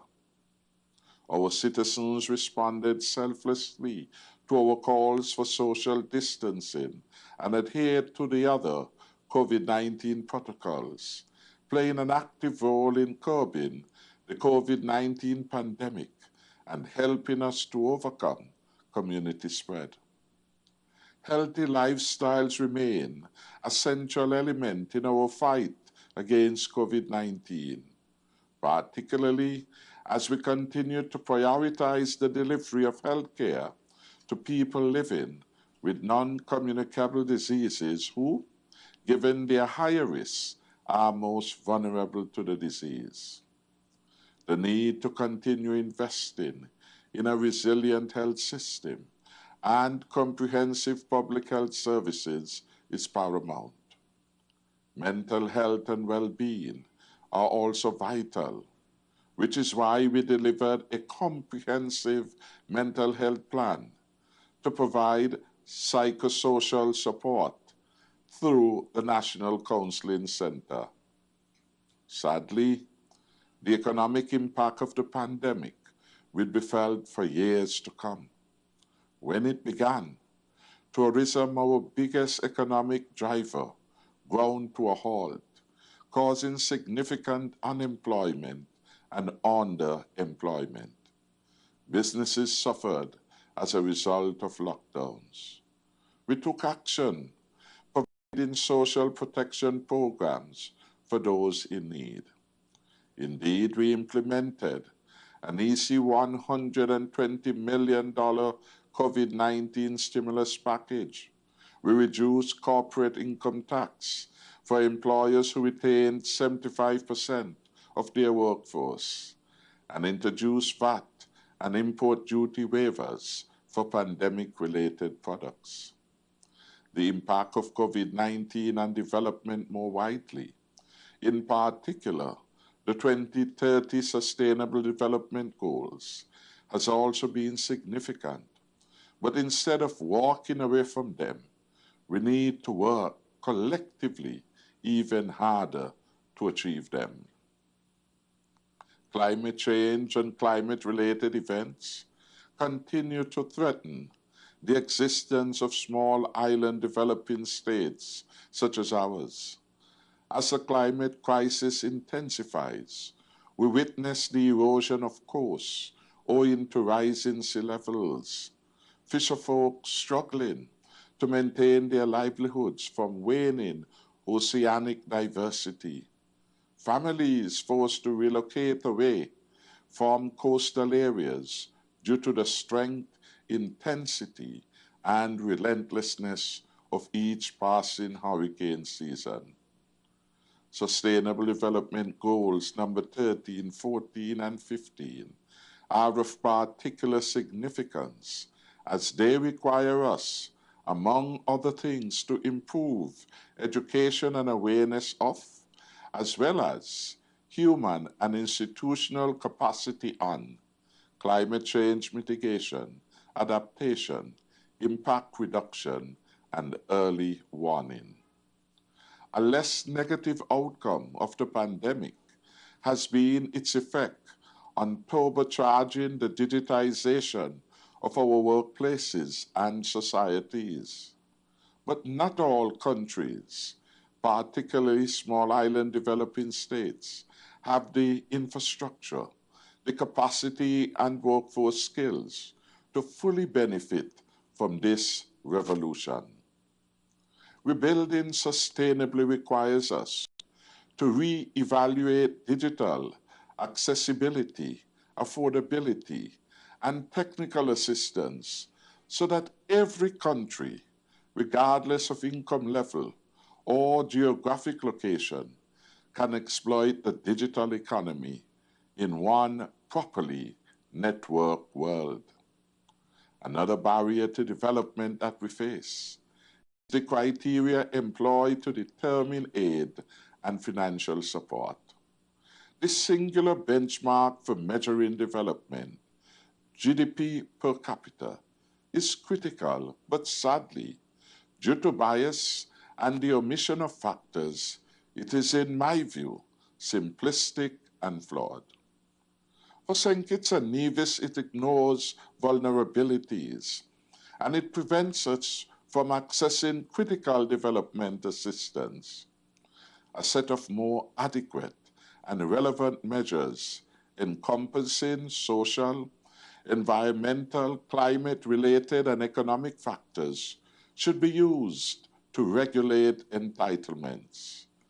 The use of a multidimensional vulnerability index, for example, would be a far better judge of development than simply GDP per capita. The protection of life from violent crime is also of fundamental importance, and discussions surrounding small arms and light weapons remain critical to our democracy. Our position remains that the uncontrolled proliferation of the illicit trade of small arms and light weapons has significant impacts on the health and well-being, socioeconomic development, human rights, and human development of every citizen in the world. The new challenges faced as a result of technological developments must also be taken into consideration and confronted. We will also continue to lend our voice and support to the work of the United Nations with a view to bringing about an end to the misery caused by these weapons. St. Kitts and Nevis prides itself on continuing to build strong alliances and increasingly expand our international footprint. Our diplomatic ties are founded on mutual respect for and adherence to the United Nations Charter, the rule of international law, and on the appreciation of the value of human life and dignity. For this reason, I call for the lifting of the economic, commercial, and financial embargo against Cuba, and I note the incalculable damage it causes. During the last 4 years, for example, the blockade against Cuba has been reinforced with more than 240 coercive economic actions and measures, reaching unprecedented levels of hostility. The government and people of Cuba have contributed much to my country, the Caribbean, and indeed the world, especially during these unprecedented times. one can only imagine the potential of their contribution to the international community were the embargo to be lifted. Furthermore, I cannot address this august body and not recognize our dear friend, the Republic of China, Taiwan. St. Kitts and Nevis again renews its call for Taiwan's inclusion in the international community.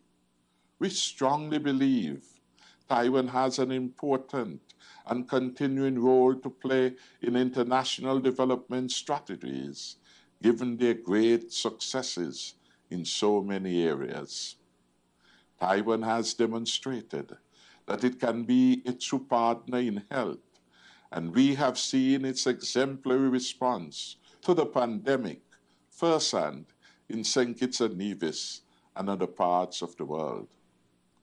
My country looks forward to Taiwan being included in the United Nations system and its meetings, mechanisms, and activities. St. Kitts and Nevis is pleased that a few days ago we met to commemorate the 20th anniversary of the Durban Declaration and Program of Action. It is important for the world to be united against racism, racial discrimination, xenophobia, and related intolerance. Untold suffering and evil were inflicted on millions of men, women, and children of African descent as a result of the transatlantic slave trade, colonialism, apartheid, and many of the other ills of our history and other crimes against humanity.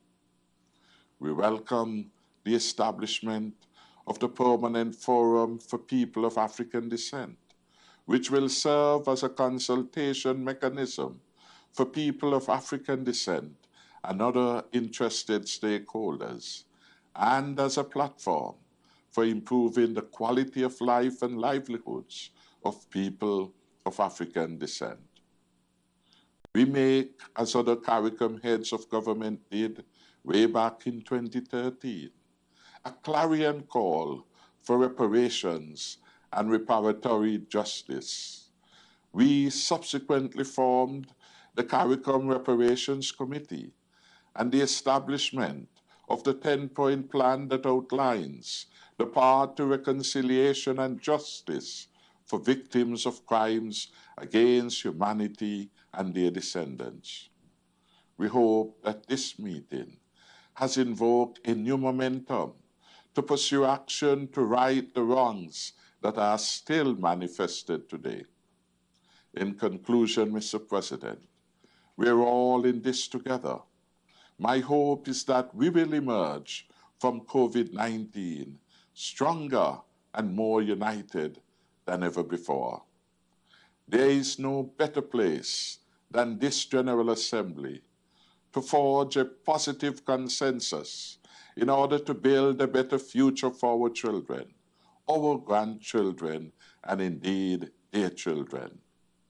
We are indeed living in unprecedented times, and we have responded admirably so far. But we must continue to be proactive, relentless, resilient, and willing to share our ideas and resources as members of the same brotherhood of nations. We look, therefore, to the future with hope and with great expectation. I thank you.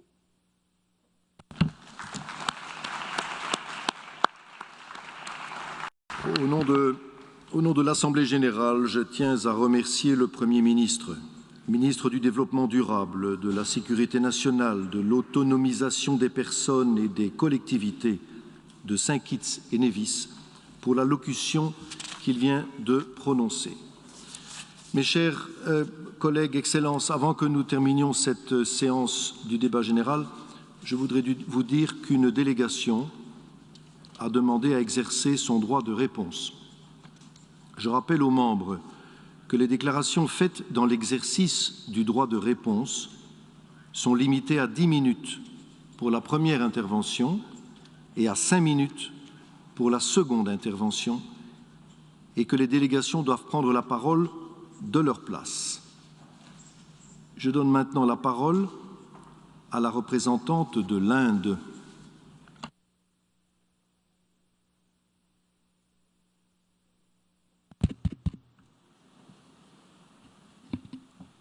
Mr. President, we exercise our right of reply to one more attempt by the leader of Pakistan to tarnish the image of this August forum by bringing in matters internal to my country and going so far as to spew falsehoods on the world stage.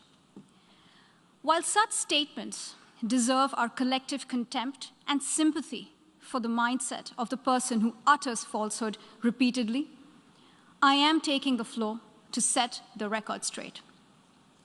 Regrettably, this is not the first time the leader of Pakistan has misused platforms provided by the UN to propagate false and malicious propaganda against my country, and seeking in vain to divert the world's attention from the sad state of his country, where terrorists enjoy free pass while the lives of ordinary people, especially those belonging to the minority communities, are turned upside down.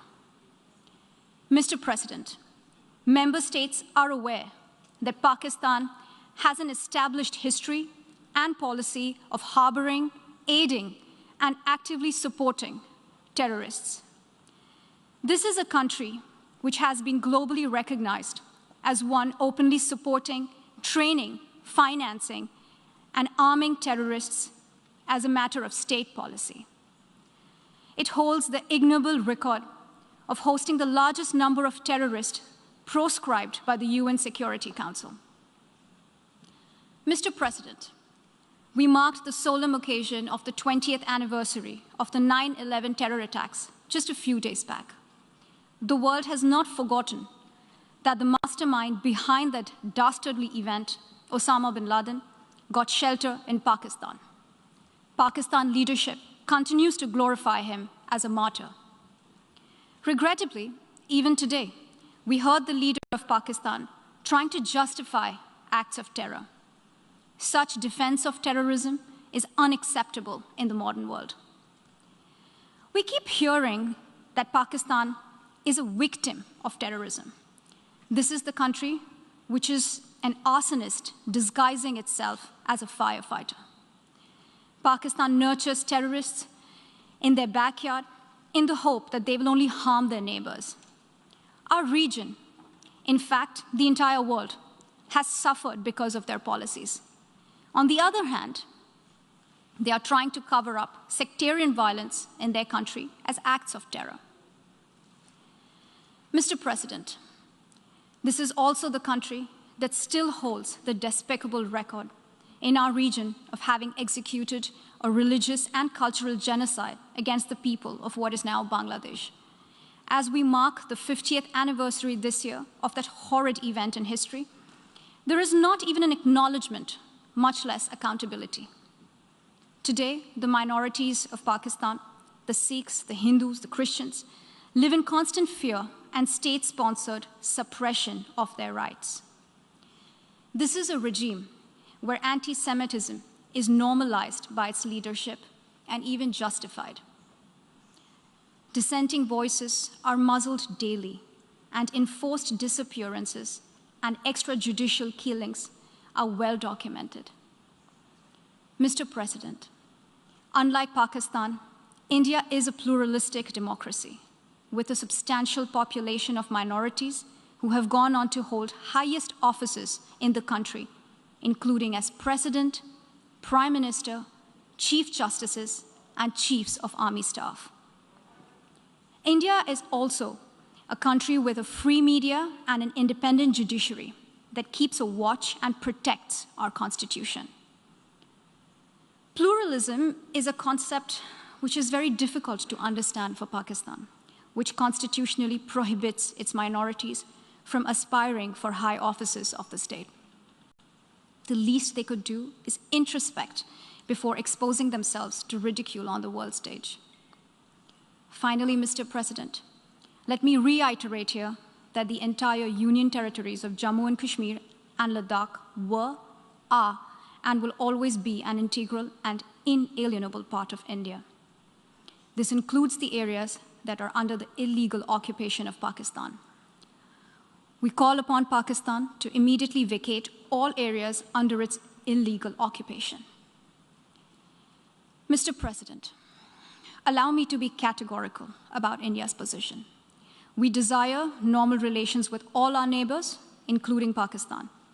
However, it is for Pakistan to work sincerely towards creating a conducive atmosphere, including by taking credible, verifiable, and irreversible actions to not allow any territory under its control to be used for cross-border terrorism against India in any manner. I thank you, Mr. President. Je remercie l'honorable représentante de l'Inde et je donne maintenant la parole pour 10 minutes à l'honorable représentante du Pakistan. Thank you, Mr. President. My delegation is exercising its right of reply in response to the statement made by the Indian representative. Jammu and Kashmir neither is a so-called integral part of India, nor is it India's internal matter. India remains in occupation of an internationally recognized disputed territory whose final disposition needs to be decided in accordance with the democratic principle of a free and impartial plebiscite under the United Nations auspices as provided for under numerous resolutions of the Security Council. In order to divert attention from ever-increasing international condemnation of India's widespread and escalating human rights abuses in Indian illegally occupied Jammu and Kashmir, India continues to level baseless allegations and rely on outright lie and obfuscation. India's compulsive obsession with Pakistan is neither new nor surprising. It has permeated its ruling elite and governance structures. But there is a method to this obsession, as it underpins India's electoral and foreign policy under the ruling RSS-BJP Hindutva-inspired government. The EU Disinfo Lab has graphically revealed how India has deployed such tools of deflection, deception, and disinformation against my country, including at the United Nations. Mr. President, India's violation of human rights in Indian-occupied Jammu and Kashmir are well documented in the 2 reports of the High Commissioner for Human Rights. Since 5 August 2019, the High Commissioner has urged India to unlock the situation and fully restore the rights that are currently being denied to the people of the occupied territory. Several special rapporteurs and mandate holders have also termed the human rights situation in Indian illegally occupied Jammu and Kashmir in a, quote, free fall, unquote. Major human rights organizations, including Human Rights Watch and Amnesty International, have expressed similar serious concerns about India's human rights violation, including in the occupied territory. Not surprisingly, Indian authorities have failed to respond to any of these communications. In fact, a witch hunt has been launched against those who dare to report these crimes. Only last year, Amnesty International ceased work in India, citing constant harassment at the hands of the government. The government of Pakistan has recently released a comprehensive and well-researched dossier containing the entire range of gross, systematic, and widespread violations of human rights being perpetrated by Indian security forces in the occupied territory. We call upon the international community to take cognizance of the compelling evidence and hold India accountable for the heinous crimes. If India has nothing to hide, it must accept a United Nations Commission of Inquiry and agree to implement the Security Council resolution stipulating a plebiscite to enable the people of Jammu and Kashmir to exercise their right to self-determination. Mr. President, as for India's use of the canard of terrorism, regurgitating stale arguments that are typical of all occupiers, let me emphasize that India itself is the principal perpetrator, sponsor, financer, and abettor of terrorism in the region. Today, India is involved in at least 4 different types of terrorism. First, India is resorting to state terrorism to suppress the people of Indian illegally occupied Jammu and Kashmir. Since 1989, Indian occupation forces have killed more than 96,000 Kashmiris, widowed around 23,000 women, and used rape as a weapon of war and orphaned more than 108,000 children. Second, it is funding and supporting terrorist organizations like the TTP, which are involved in numerous cross-border terrorist attacks against Pakistani military and civilian targets. Over the last decade, thousands of Pakistanis have lost their lives or have been injured as a result of these Indian-sponsored terrorist attacks. Pakistan has shared irrefutable evidence of Indian involvement in supporting and sponsoring terrorism with the international community. Third, India is financing and organizing mercenary terrorist organizations against Pakistan to impede economic growth and prosperity of the region. India's National Security Advisor, Mr. Ajit Dole, has publicly admitted supporting and financing of such mercenaries. The captured Indian spy, Kulbhushan Jadhav, has also confessed to organizing such terrorism in Pakistan. Fourth, India is being guided by a supremacist ideology that has mainstreamed Islamophobia and bigotry against minorities, particularly Muslims, in its political discourse. The RSS is one of the oldest fascist movements in the world, enjoys state protection, patronage, and support by BJP, the ruling party in India. It was RSS which was responsible for pogrom in Gujarat in 2002, which killed over 2,000 innocent Muslim children, women, and men. These anti-Muslim pogroms were later repeated in Mumbai and Delhi. One cannot expect anything new from the purveyor of Hindutva.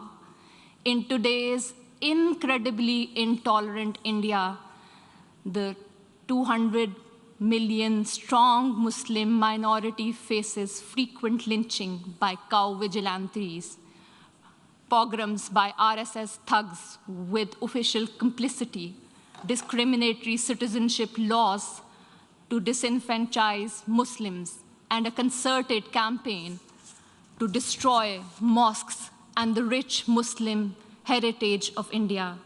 Mr. President, for the edifice of fascism is in an advanced stage of construction in India today. The Hindutva order of the ruling party has created an atmosphere of fear among all minorities, including Muslims, Christians, Sikhs, and Dalits.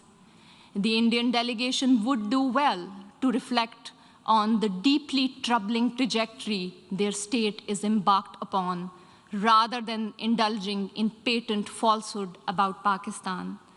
India must realize that it has continuously and miserably failed to suppress Kashmiris living under its occupation from demanding their inalienable right to self-determination. I thank you. Je remercie l'honorable représentante du Pakistan. Excellences, chers collègues, nous avons entendu la dernière intervention pour cette séance du débat général. Nous poursuivrons le débat général demain à 9 h du matin dans cette salle. Je vous souhaite une excellente fin de soirée et je déclare la séance levée.